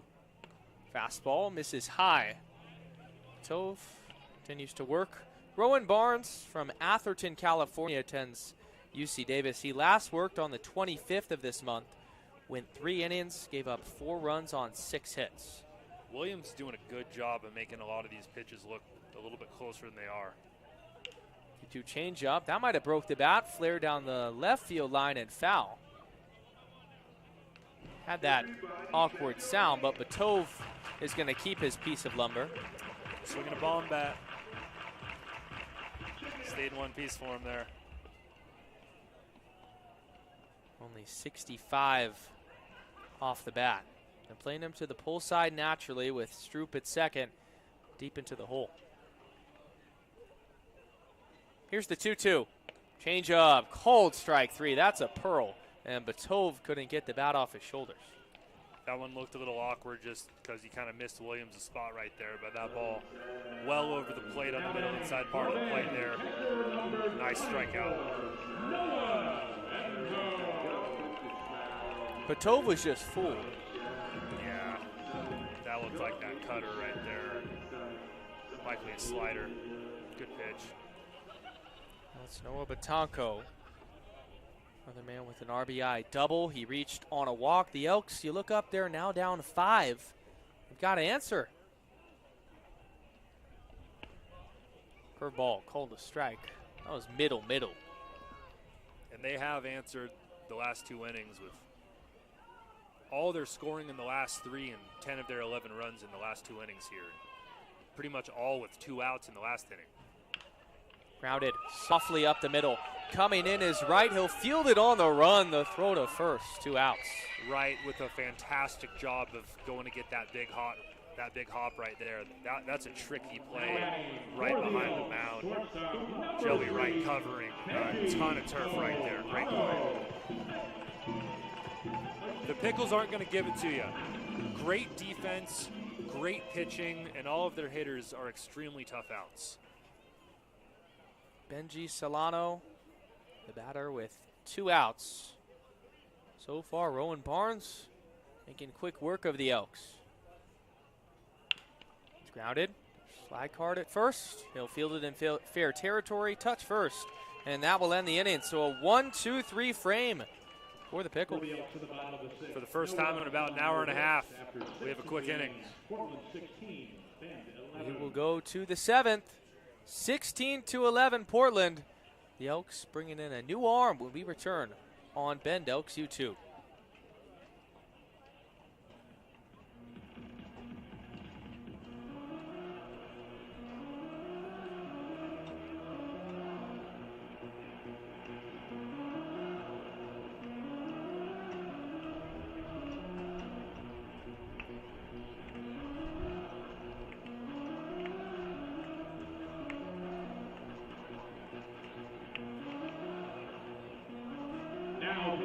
For the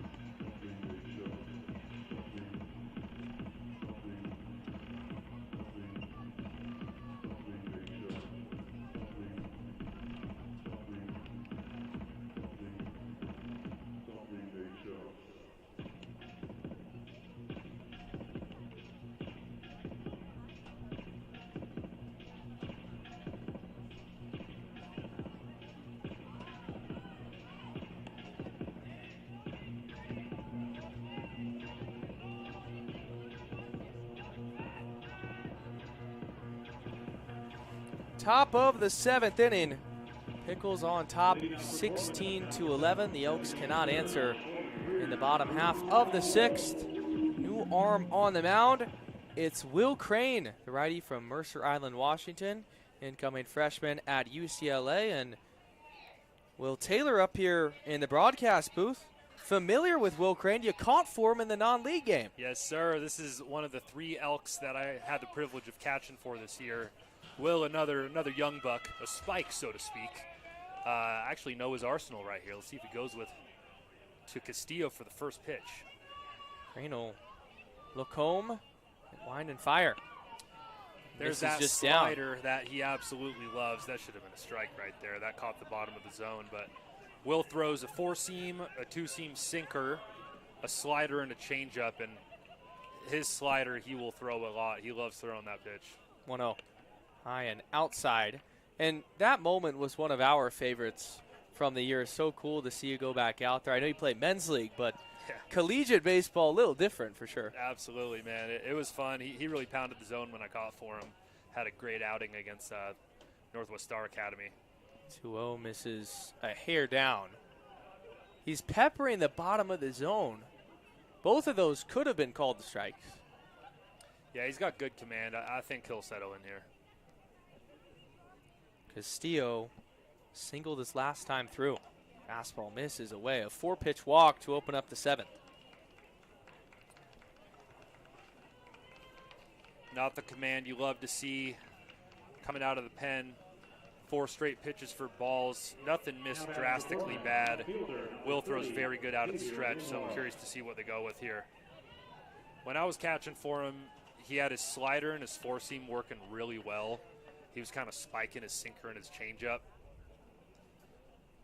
I think I was a little too heavy on the slider, but there fastball. It is finally. Call the strike. High and outside. Good pitch there. Will frequently get into the upper 80s and low 90s with his fastball. So far, he's kind of steering it right now in the mid-80s. Scoring a bunt now as Gilmore will get it down. Up the third base line, they let it go foul. Tatanka will pick it up. Castillo will head back to first. With how this game's going, you almost kind of forgot about the Pickles' small ball identity with the offense they have going. But with how frequently the Elks are scoring runs, not a bad idea to square around and bunt right there. But now with 2 strikes, the hit sign's going to be back on. And Gilmore hasn't been bad offensively tonight. A couple of flyouts to center, a single his last time. So, as you mentioned, just back to that same identity. 0-2 count now. Likely will be off. Crane comes set. Now delivers. Change up. Chops softly over the glove of Amundsen into shallow right. Castillo moves up to second. That's a tough break for Will Crane, who got a ground ball. I think that's the same guy who did the same exact thing last at bat. Am I right about that? I do believe so, yeah, with that same single to the right side. Man. Otis also just, they've got 4 hits combined, and they were not pretty. But like I said, with a lefty up and a runner on first, that 3.5 gap is wide open. Here, it's almost a guarantee that Grafton Stroop squares around to bunt. He does, and takes high and outside. It also takes a true selfless identity for these summer ball guys. They all want to get their hits, but to come together and still focus on winning games. Yeah, I mean, it's really not their call. I'm sure if you asked Stroop right now, he would say, I want to hit another homer. But if coach tells you to bunt, you're going to bunt because they write the lineup card. 1-0 well outside. The crowd yelling, there is no bunting in summer ball. Well, it's kind of what we were just talking about, but I'm always a fan of the small ball if it means the team has a better shot at winning. Absolutely. This coaching staff of the Pickles being comprised of NWAC teams, there's a successful bunt. I think he had a chance at probably either second or third base right there, but Will Crane opts for the out at first. He didn't really take a look at either other runner. No, that was not a great bunt. Right back to the pitcher. And Castillo over there on third base cheesing because he got into third base safely when he probably didn't think he was gonna.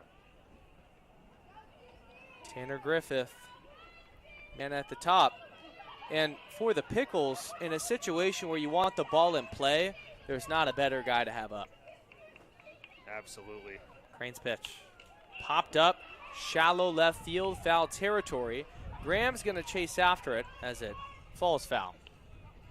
Aggressive defensive approach from the Elks right now. The infield is in, down 5 in the top of the 7th inning here. Looking to cut off that run from home with 230-pound Castillo, presumably not being the fleetest of foot. He probably can burn a little bit, but. Infield coming all the way in. Griffith has reached 4 of 5 plate appearances tonight. A 1 down and in tight. Tonko can't find it, but then does recollect right at his feet. There's the open base at first. And in this situation, yes, Joey Wright is a pest on deck, but it might be a good idea to use it just so you set up the double play. I've got word that the score we are trying to beat today is an 18-17 affair between the Yakima Valley Pippins and the Springfield Drifters.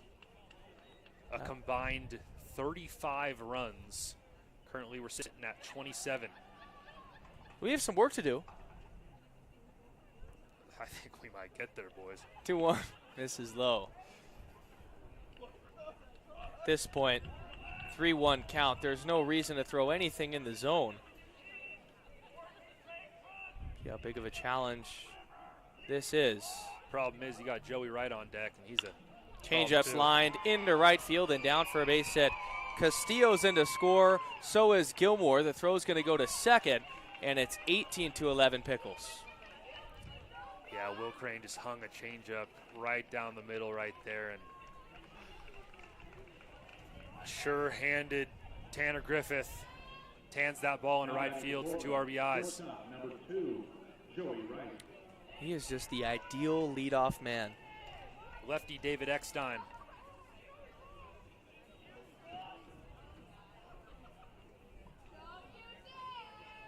Griffith, it's 2 RBI now. 9 on the year. He's going to steal with no throw.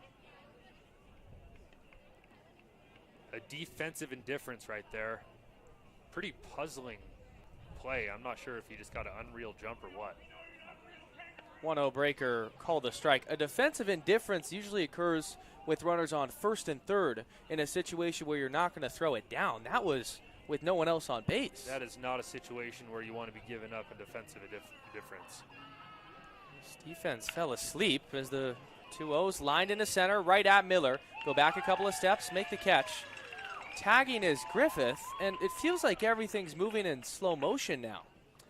Yeah, the Pickles playing loose right now. They're having a good time out there, putting up 12 runs, 13 runs in the last 3 innings here. And Tanner Griffith having a good time out there, kind of taunting his way down to third base. We're approaching 10 p.m. local time down and away. This game started at 6:35 p.m., mind you, and we're only in the 7th. Yeah, we were going to film a Bat Bros video tonight out here, but that ain't happening. It's a little too windy for it anyway. It's all good. Half top for the indoor tonight. 1-0's crushed to left center field. Graham and Miller both won't get there as it one hops the wall. Griffith will come in to score. Otis will stay at second.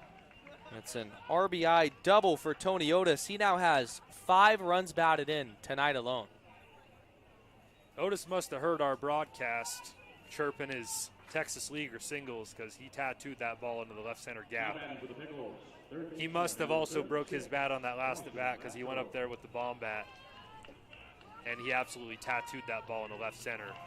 And the Pickles go on top 19-11 with their 3rd huge crooked number in a row. Fastball misses away. The Elks were on top, Will, 11-10. And now 9 unanswered from the Pickles. Make this game a whole lot different. 1-0 flared down the right field line. It falls in fair. 2-hopping the wall. Otis comes in to score. Glasgow's racing around second. He'll head to third. The throw from Solano in time. How about that relay? If there was a spark that the Elks needed, that was it. Solano just throwing an absolute dart. And oh my goodness, Mags is fired up. He's been ejected. Mags stormed out onto the field after that play at third, almost, in my humble opinion, asking to be thrown out of the game.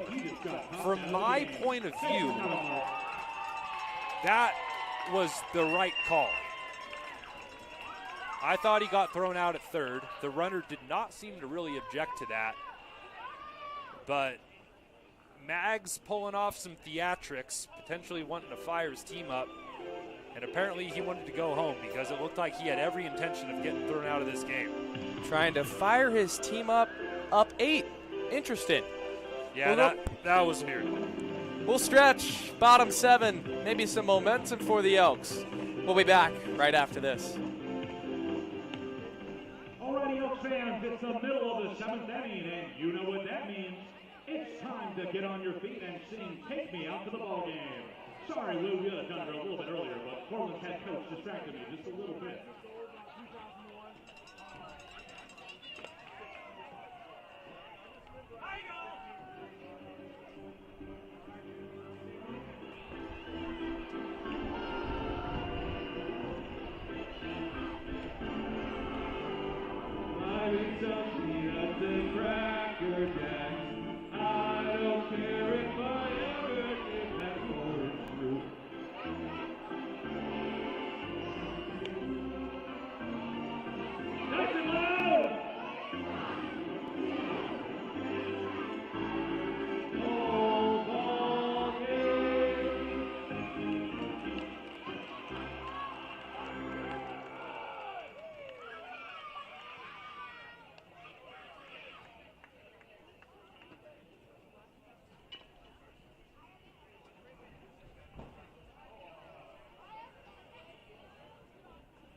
Leading off the bottom of the 7th for the Elks, second baseman number 29, Makoa Sniffen.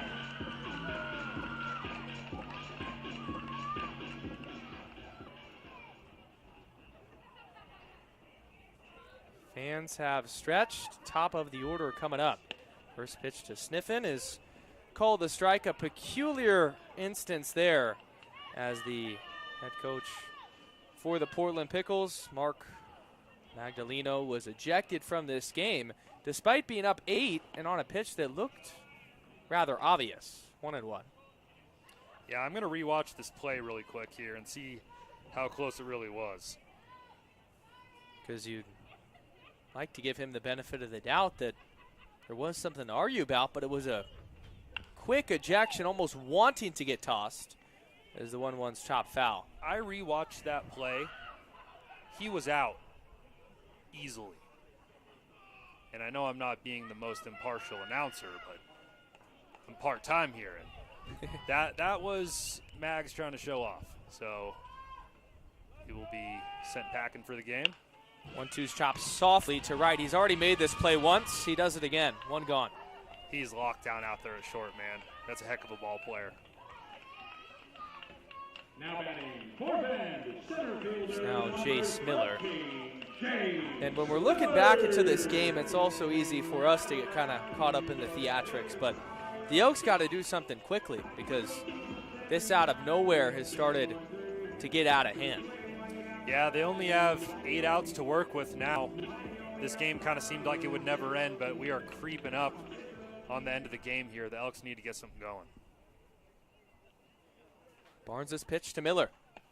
Curveball called a strike. It's 78.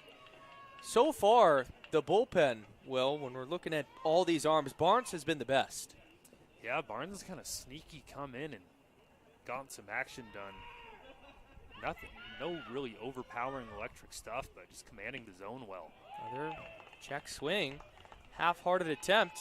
Miller's going to have to protect. Taking advantage of this very aggressive Elks lineup so far this evening.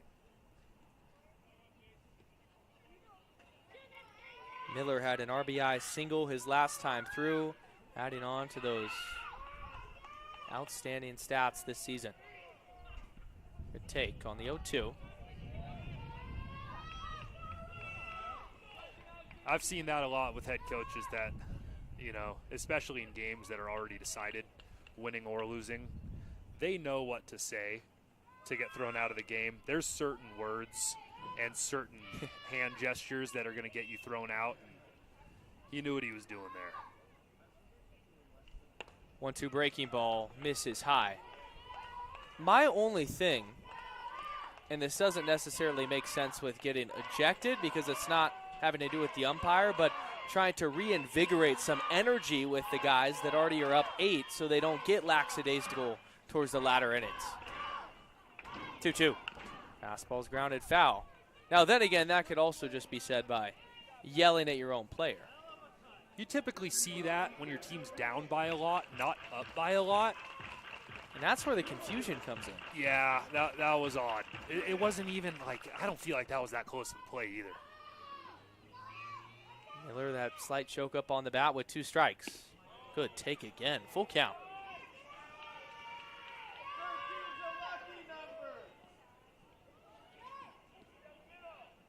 I don't blame him. There's a lot of fun stuff to do in the evening here in Bend, Oregon. It's a lovely, warm evening, so he's going to go enjoy the town. 3-2, chop foul. It's in between the legs. It's 20-11 the score. We had it wrong momentarily, but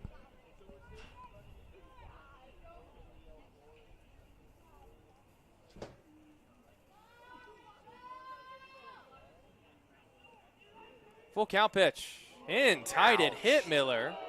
You get in a game like this, already chippy. Any hit by pitch will spark some extra fireworks. Yeah, it would probably get a little more chippy, but these guys are absolutely gassed after a long, long doubleheader last night. Looking at potentially a 4-hour game tonight. That's obviously not intentional. That's a 3-2 pitch. That did hit him hard, though. That smoked him right on the shoulder blades right there. But that's what the Elks need. The Elks need a base runner, and they have one with 1 out.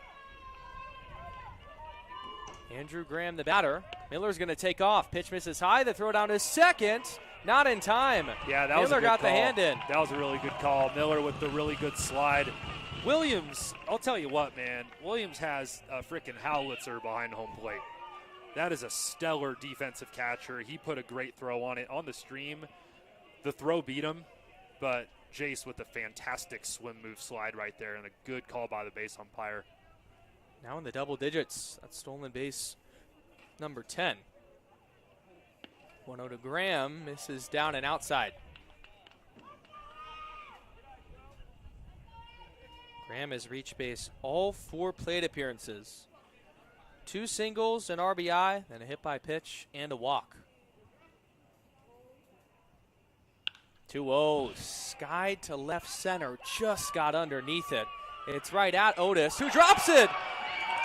Oh my goodness, he simply dropped the ball. Miller's gonna move up to third, a costly E8. If the Elks are going to get back into this ball game, they need a couple situations like that. Still a pretty hefty deficit if the scoreboard is correct.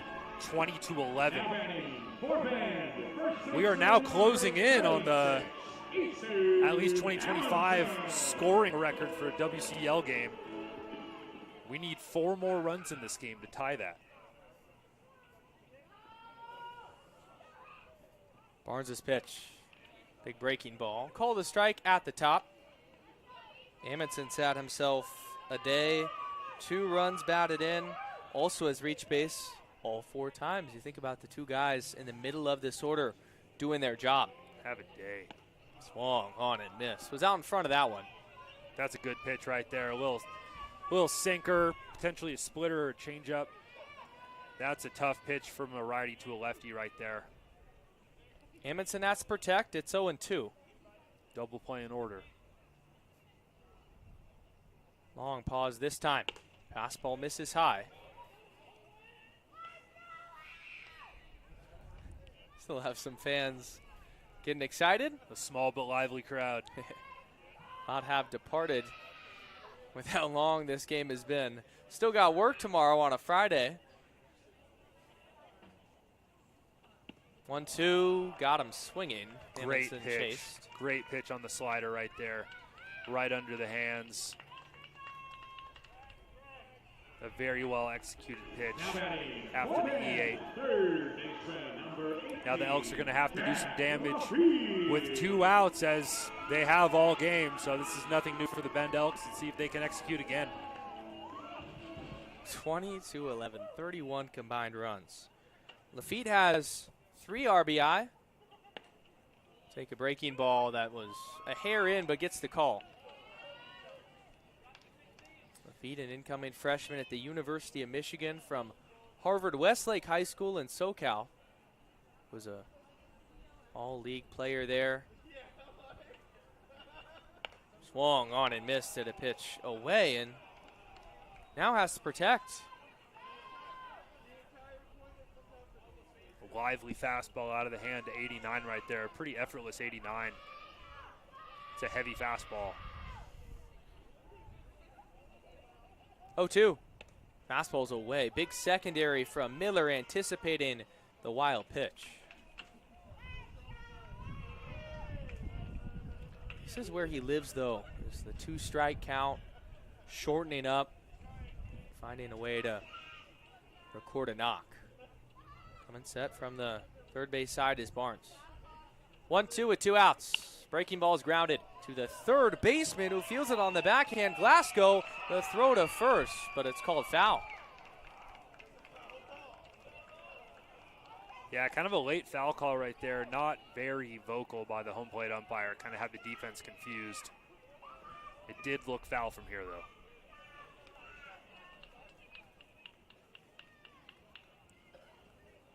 A really good slider on the inside corner right there. Out of the hand, that looked like it was going to hit him and came all the way back into the zone. A good defensive swing to fight that off.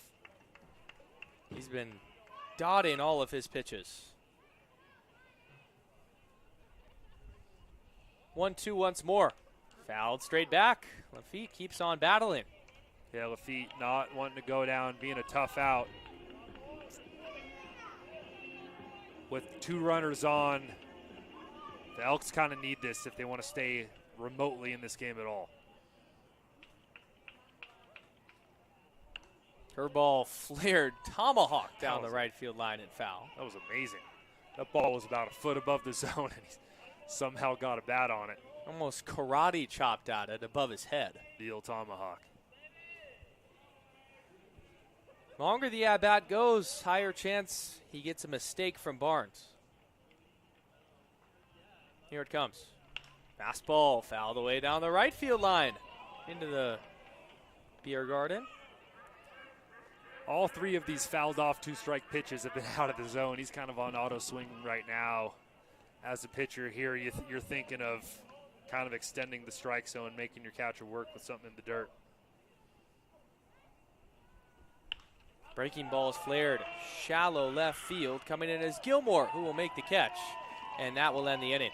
Another ball just slightly out of the zone right there. Almost got it done, but a good job of the Pickles getting out of another potentially threatening situation, and they now look to be in control heading into the 8th. 20-11. Still the Pickles on top. We'll step aside and be back after this for the 8th inning.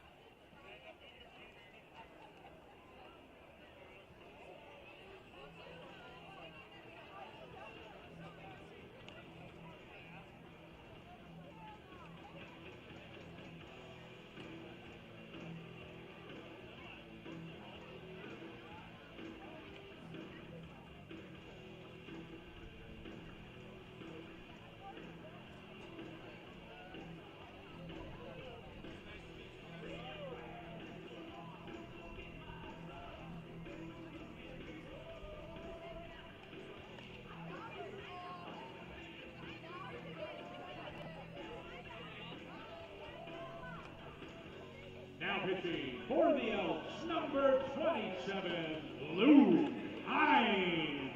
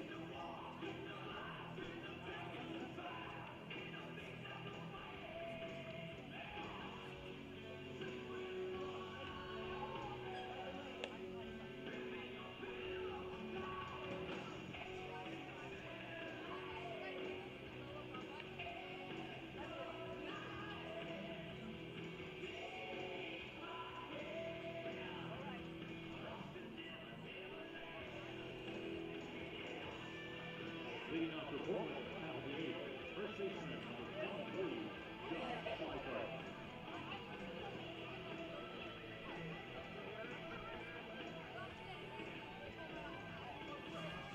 Top of the 8th inning. It's been a marathon tonight.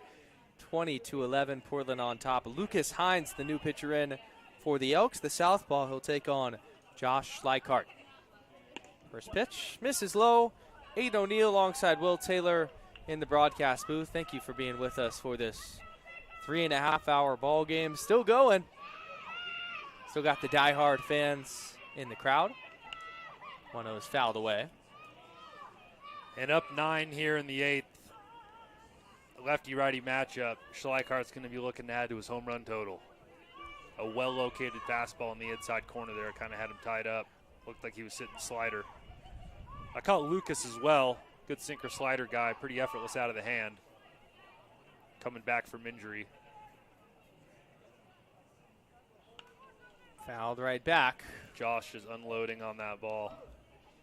Well located, low and outside. Couple well-placed fastballs.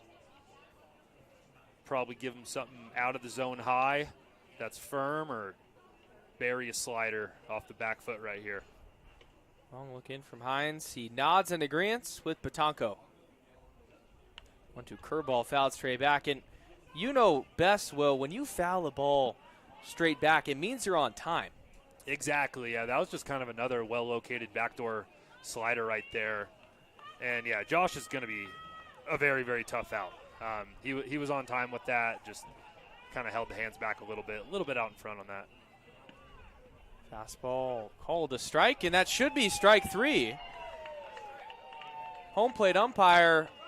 That was strike 3, but it was very awkwardly received. So Josh hated the call, but that's your classic example of a poorly received pitch that was indeed in the strike zone. So on the broadcast, that's going to look awful. And you Pickle fans are probably going to be pretty upset at the umpire, but on the track, man, if you were to challenge that pitch in an MLB setting, that is strike 3 right there, despite how awkward it looked. And Schleikart not happy with it. Fastball called a strike on the inside corner. Currently batting for the Pickles, number 20, Connor Stewart. I'm going to rewatch that on the broadcast and see how funky that looked. It really is all about how you receive it. This is now a pinch hitter, by the way. We'll get that for you in a second. It's Connor Stewart. So Brett Williams and his outstanding throws down to second will have to wait. Stewart's going to be the catcher moving forward. Heck of a night by Williams behind the plate. And that human element, they talk about it with umpires all the time, as the 1-1's popped out of play. It's also that the quality of framing and the ability to set up and stick pitches as a catcher, that's also taken away. Absolutely. However, I love the aspect of limiting the amount of challenges per game. No doubt. In a robotic strike zone. That really preserves the job of the catcher. And it's still, you know, for the fans, it provides so much value for umpires to get fooled every now and then. I don't think they're ever going to take away that human element, but I do love the idea of adding a couple appealable ball strike calls during the course of the game. 2-2 grounded to the left side, fielded by Lafitte at third. Strong throw across the diamond, 2 outs. Yeah, looking at that strike 3 call to Schleikart, just the awkwardly received ball. The catcher turned his glove over, and the ball really took his glove down below the zone after it made contact with the mitt. But if you look where it crossed, that did cross right at the knees for strike 3 right there. Kind of a gutsy call by the umpire that's not going to be popular, but if you review it, that's strike 3. Not going to be a popular call, though. Luis Castillo will hit. Hines misses outside. And amidst the called strike 3 call that was a little controversial, kind of lost track of Hines. He's been efficient so far this frame. Absolutely. Good to see him commanding the zone. 1-0's flare to right field. Batove will move over. A 1-2-3 frame for Lucas Hines. The curse has been broken. And the Pickles, after putting up 15 runs in the last 3 innings, finally put up a 0. To the bottom of the 8th, Castillo shares some words with Bend Elks dugout. All fun. Elks trail by 9 when we come back on Bend Elks YouTube after this. Elks fans, it's the middle of the 8th inning. Thank you for sticking around for this long game. It's time to sing along to the song that you chose on our Sing for Yourself poll. The song that you chose is Pink Pony Club. Reminder, whoever sings it out the best will be the winner of a Bend Elks food voucher. Alrighty, are you ready?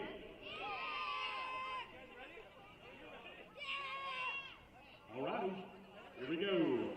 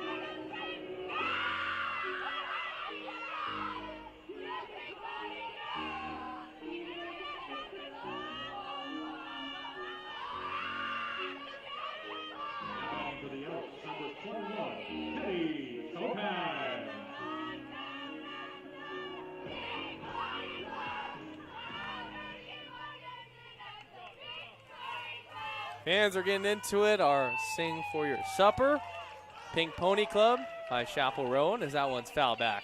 They kind of nailed it right there. And despite the 22-11 score, this has been, all things considered, one heck of a ball game. If you look at the box score, just back and forth, tons of good offense. That one's grounded down the third base line and fair. Past the dive of Glasgow. Tokheim's going to take the wide turn around first and pump the brakes there.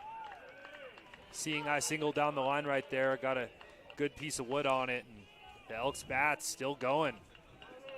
They're going to need a lot more of that to get back in this game with only 6 outs left. Right fielder, number 41. Brody Batove. We've had an awesome time getting to know Brody. This is his last at-bat as an Elk. It truly has been a pleasure. First pitch, called a strike. And the fans have Chapel Roan stuck in my head. They were absolutely belting that. Dialed in. Tokheim average lead off of first. 0-1. Grounded in the 3-4 hole and through. Tokheim up to second. Brody Batove has his second hit of the night.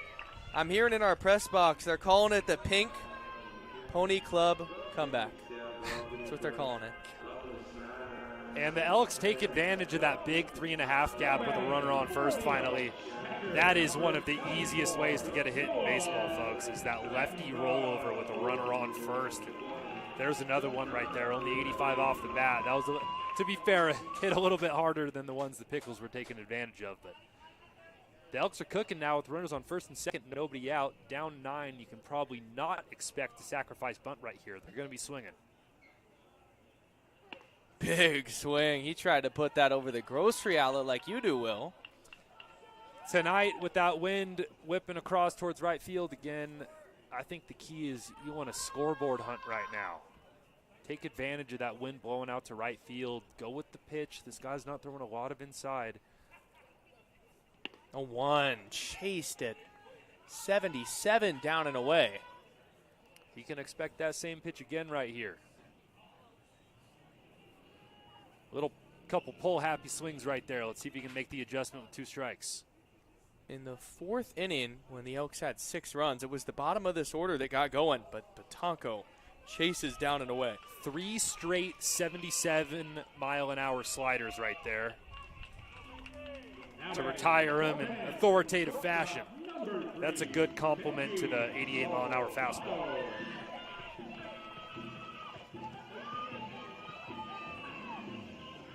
Benji Solano, left-handed batter. Peak at second, now the pitch. Lined into left field and through for a hit. Tokheim's going to stop at third. And hey, when you're down 9, you go station to station. Absolutely, that was a good move by the third base coach, holding them at third right there. The Elks need base runners. They're not going to get it all in one swing. They could absolutely use a couple walks, pass balls, hit by pitches. Otherwise, they're going to need to put together probably about 8 to 12 more hits this game to potentially get a win here on Thursday evening. Makoa Sniffen is 1 for 5. First pitch flared to the second baseman who's going to catch it. The throw to first. Double play. Schleikart kept his foot on the base. Poor running for Benji Solano. That can't happen. Solano, in my opinion, had plenty of time to get back to first base right there.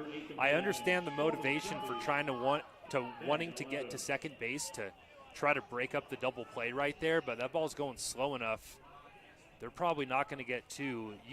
That's a rally killer, man. You got to get back to first base right there. A base running error that kills the rally and kills a lot of the hope in this game for the Bend Elks to end the 8th inning. I know that was a little doom and gloom, but that's a tough one. To the 9th. Elks trail. One more to play. We're back after this on Bend Elks YouTube.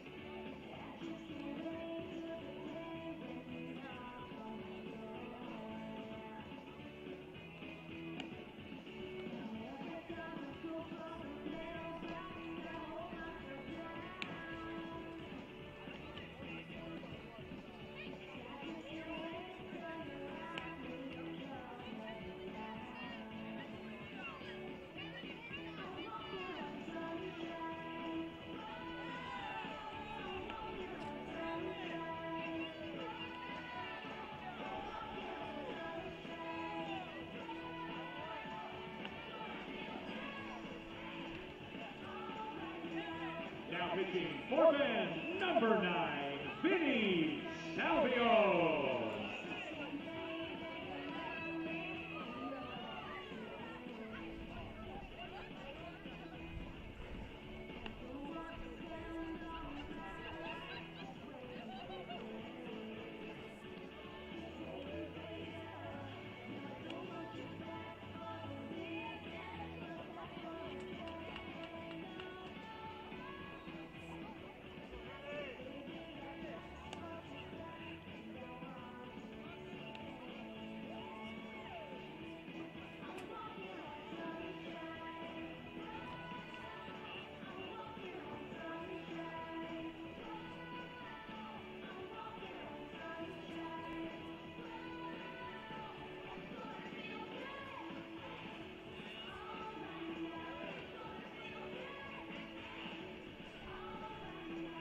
Leading off at the top of the ninth for the Pickles, left fielder, number 30, Xavier Gilmore.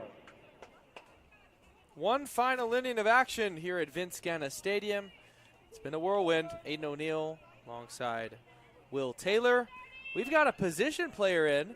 It's Vinny Salvione getting an inning of work, known as a middle infielder for the Elks. And in warm-ups was pumping mid-80s. So we'll see what he's got. First pitch, 85 this time. Boy. That's not bad for a second baseman right there. Vinny Salvione, Rex Putnam High School out there towards the Lentz neighborhood of Portland, a little bit down south in Clackamas County. But Front skied. Salvione points up and coming in will make the catch. It looks like we have a defensive substitution. We'll get that. That was Caden Illingworth making the catch. So Illingworth in for Miller. And one thing that's different about a position player pitching in a setting like this as opposed to Major League Baseball is that Vinny likely threw a lot of innings for Rex Putnam High School, and he's probably only a couple years removed for being a high leverage pitcher for his high school team. So he knows what he's doing out there. Grounded softly to the right side. Sniffing fields. Throws to first. 2 outs. 86 miles an hour. That's not slow. That's a good fastball by Vinny. 2 quick outs. Maybe they'll try him out again against the Gherkins later this week. On Monday when we were in Portland, Zach Carlson threw at the end of that game, and he was up to 89. Outfielder, granted, so a little bit different. But still, these position players, they're pumping gas. Yeah, it helps a lot that they don't have to spend their arm on innings, too. The thing about Vinny throwing 86 right now again right there is I bet he can do it for 1 inning. But his arm's going to be falling off if he does this for too long. 87, attaboy, Vin. One missed up. Vinny Salvione recently committed to Bowling Green. Really excited for Vinny's next chapter there after being at the University of Portland. 1-1 heaters up and away. This is Tanner Griffith, by the way, who's been on base 5 times tonight in 6 at-bats. Not a bad night for Tanner, and a really good guy at the top of the lineup. Took a little off there at 73. Well out. I think his arm's tired after throwing 4 straight balls at 86 mile an hour. This is what I do in men's league is I try to impress people and throw hard. You have to. And then my elbow feels like it's going to break in half. 3-1's grounded to the right side. Amundsen's going to kick it. Flip to the covering Salvione. A PFP to end the inning. It's like he's been here before. Yeah, you can tell that's a guy that pitched a lot in high school. His first instinct when that ball was pulled towards first base was to hightail it over to first. That is a pitcher in disguise right there, despite his position player status. Great inning by Vinny right there, filling up the zone. To the bottom of the 9th. Elks need 9 if we want to keep playing. We'll step aside. Emmy back after this.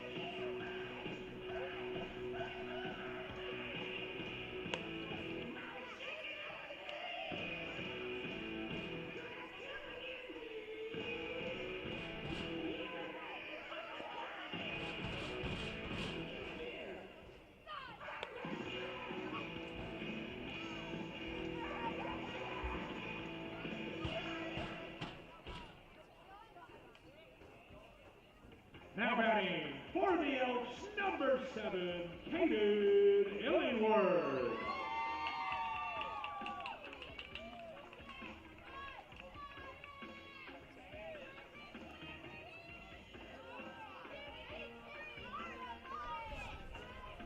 Illingworth will lead off the frame against the new pitcher, Nick Bakura. Enter defensively last inning, and he'll take a strike on the outside corner. One final frame, Elks trail 20-11. Elks need, we said 35 runs was the record. We need 4. We need 4. We need 5 to break it. So that's the goal here. 1-1's up and away. Bakura coming out of the pen, deep into the bullpen for the Pickles. Coming out, throwing a couple fastballs with authority at 89 miles an hour on the outer part of the plate. Caden Illingworth from Shasta Community College. 1-1 fastball, misses up and away. Most junior college baseball up here in the Pacific Northwest is all wood bat. With the exception of California and Northern California there. They actually swing metal bats in JUCO, so he's having to bust out the wood bat for summer ball here. 2-1 heater. That was a good pitch to hit. Kept the bat on his shoulders. Bakura, the arm from Manhattan Beach, California, attends San Francisco State. 1-0 with a 2.45 and 11 innings of work. Long look in. 2-2. Fastball's up and away. As he touches 90 right there with the fastball. 5 straight fastballs as we get into a full count right here. I would be sitting dead red, looking to put a ball with authority towards right center field. Payoff pitch. Fastball fouled away. The bat goes flying. He's asking for some more pine tar. Illingworth from Bend, Oregon. He's had 1 at-bat, and that came yesterday in Game 1 of the doubleheader, the 13-3 loss. That's always such a pet peeve of mine when guys go up to the plate without enough pine tar on their bat. That is a very controllable thing to do. Nowadays, pine tar is kind of out of style. It's more often it's something that resembles a glue stick, or even more and more common is to see spray adhesive. Fouled away. You'll even see Super 77 spray, 3M Super 77 spray, which is used for adhering roof shingles to roofs. That stuff just is to keep sticky, man. Yeah, that works extremely well in all weather conditions. So, brothers got to get some of that. Payoff pitch. Fastball misses low, ball 4. Caden Illingworth works himself a walk. 90-mile-an-hour fastball painted just below the zone, missed by about 2 inches there. Good job receiving it by the catcher, but good call by our home plate umpire. Now we're going to get a Luke Bentz at bat. Another native of Bend, Oregon, went to Summit High School and now attends Whitworth College. Has been a member of the Bend Bucks, the lower affiliate. Him and Illingworth now getting the call up. Bakura's pitch. Swung on and missed. The coaches in batting practice have been saying that Bentz's swing reminds them of a Mike Stanton before he was called Giancarlo with the Miami Marlins. Really straight up. That's a good comp. He does kind of swing like him. Somewhat stiff. Good-looking bat speed right there as he swings through a fastball perfectly down the middle. Probably a good-looking pitch to hit right there. A 1 foul back. Yeah, stands tall and kind of steep down angle towards the ball right there.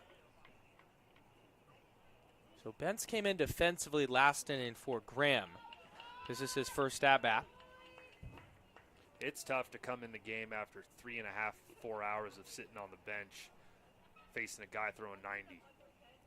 A 2 breaking ball. He went around. Strike 3. Especially when he busts out his first slider of the game, just painted on the low outside part of the plate. Not a lot you can do there. A very understandable strikeout. Great pitch. So Easton Amundsen said, it got too late for the high socks. I'm going to put my pants all the way down now. Maybe it was a superstitious thing as well. He reached base 4 straight plate appearances, then struck out, and then the next at-bat. Back to the normal look. First pitch misses down. New velo high on the day for him, 91 miles an hour, one of the firmer pitches we've seen all night. And the Pickles will have so many guys out of the pen that throw low 90s. It's just endless depth. Pretty typical velocity for high-level college pitching is foul ball hard to the right side. Is anywhere from about 88 to 92 miles an hour. It's a pretty competitive fastball velocity. You see a lot of outliers, especially some of the bigger Power 4 schools down in the SEC Conference, guys getting clear up into the hundreds. But 90 still gets on you quick. 1-1 with one gone. Here it comes. Fastball's up and away. So the Elks, they're back at it tomorrow night against the Gherkins at 6:35. It'll be a little bit of a new look roster. You won't see the starters in there that we normally see just to give them rest. Same thing Friday and Saturday, day off Sunday, and then we're back league play on Monday. Big swing and a miss on the 2-1. The Gherkins are to the Pickles as the Bucks are to the Elks. They're the Pickles B team, comprised of majority NWAC junior college players. Still a gritty ball club. Absolutely. Really cool that they get that same chance as Amundsen swings and misses and was confused that he did so. 90 on the outer third. Yeah, I think he was a little surprised he missed that pitch right there. It caught a good amount of plate on the outside half. A very over-the-top four-seam fastball like that, though, is going to have a lot of ride, or what would technically be called induced vertical break, which is how much the fastball counteracts gravity by staying high, and that missed above his bat. The feet will take low. He represents the last chance for the Bend Elks. And the umpire getting upset with the press box for playing some music. Maybe some of the lyrics perhaps struck a nerve. I'm not sure what was playing. 1-0 fastballs up and away. What would happen if you kept playing music in a situation like that? Does the umpire have authority to eject people in the press box? Wow. They do, I've heard. I would hate to be the victim of that in my second career commentating gig. 2-0 fastball misses low. And all they could really do is just stand down there and point up top and pick someone out. Yeah, and I'm here hanging out the window. First victim. He would definitely pick me. Well, the Elks have one out to work with, but a 3-0 count here. See if he gets a green light. Fastball misses high, ball 4. So you usually see umpires expand in this sort of game, but take the walk. Nice call. That pitch technically missed high by about a millimeter. So the Elks now with a little something going. First and second with 2 outs, and a lot of the Elks action the last 2 nights have been with 2 outs, so don't be surprised to see some action.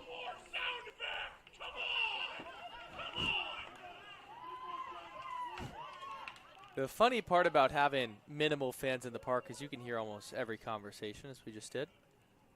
Tokheim will take a fastball for a strike right at the base of the zone. That's a good location. 0-1. Last time through, singled in the 8th. Looking to keep the line moving with 2 outs. Long pause from Bakura. Now the pitch. Fastball's fouled back. The Elks are down to their final strike. Good looking hack on a high fastball, but that very over-the-top four-seam is going to have a lot of ride on it. That's a well-located pitch that looks really good out of the hand, but in reality is very, very tough to get to. You kind of have to, as a hitter, think of swinging above it. Fastball misses low. Fortunate for the Elks, aside from Marion winning, who's ahead of them, 3 spot in the WCL South, everyone they needed to lose tonight did, as far as the playoff chase goes. So as tough of a potential loss that this could be. The 1-2 misses up. Doesn't hurt the Elks as it potentially would have earlier in the day. Still just a tough game to give up 20 runs in. So many clutch offensive hits for the Elks. A lot of very good offensive performances, but the Pickles taking advantage of free passes and timely hitting. 2-2 with 2 outs. Got him swinging, and that will end the ball game. So just went to the fastball at the top of the zone at 89. And the Pickles get win number 39 on the season, moving to 39-9. Elks drop to 26-25. Immediate thoughts, Will. At one point, the Elks were on top, 11-10. And with this final score, it doesn't show that. Yeah, looking at the positives, a fantastic night at the dish. 13 hits, and a lot of the hits we did have were really hit with authority. Multiple balls over 100 miles an hour off the bat. We saw one from, I believe, Batove, 107 off the bat. The hardest hit ball I've personally seen here from the Elks, and just a couple nice-looking home runs, but the Pickles responded, and the Pickles had the fortune of a lot more free passes and a few more pass balls and a couple, almost errors, and they really took advantage of those walks and hit by pitches today. But even with that, they hit the snot out of the ball. Despite, a little more seeing eye single action, a little more soft hit singles, the Pickles really good timely hitting and really took advantage of a couple big innings there and got the job done today. There's not a lot the Elks can do when Pickles put up 20 runs. Now 5-1 this season against the Bend Elks. They have been a wagon after losing yesterday. The Elks had some big offensive performers. Jack Lafitte, 3 runs batted in. RBI sprinkled throughout. Easton had 2. But on Portland's side, Tony Otis, what a game he had with 5 runs batted in. Glasgow had 5 RBI. They had a couple of home runs. The big boppers in this Portland lineup were the ones that shined. Yeah, and they didn't even need Schleichart today, which is crazy. Did he get a hit? He had 1 hit in the 6th. It was the double. He did have an almost home run. Goes to show how hot he is he almost hits a homer, and I thought he went over. But, yeah, just 1 through 9. Very strong offensive lineup today, and plenty of arms in the pen. That's going to be a good team. But the Elks showed a lot of fight this week. It was cool to see, a lot of clutch 2-out hitting. You really want to see the bats getting hot at the right time there. I think the big question mark for the Elks is going to be that bullpen depth, and just also I think the thing that went wrong early was just the starting pitching, uncharacteristically spotty, and goes back to that rainstorm, man. I really wonder if the rain hadn't been coming down there in the top of the 2nd inning, if we would have had a different story today. That really kind of changed the narrative on the whole evening. Gosh, that really does feel like ages ago at this point. That feels like yesterday. And the Pickles didn't have to go through that, but the Elks had to brave the elements and kind of got the better edge of them. Well, thank you all for joining us tonight here at Vince Ganna Stadium. What a game it was, one of the best this season. Box score doesn't necessarily show that, but a 20-11 win for the Pickles. They continue to add on to this historic season. We're back tomorrow night, non-league against the Gherkins. For my partner, Will Taylor, I'm Aiden O'Neill. As always, good night, and go Elks.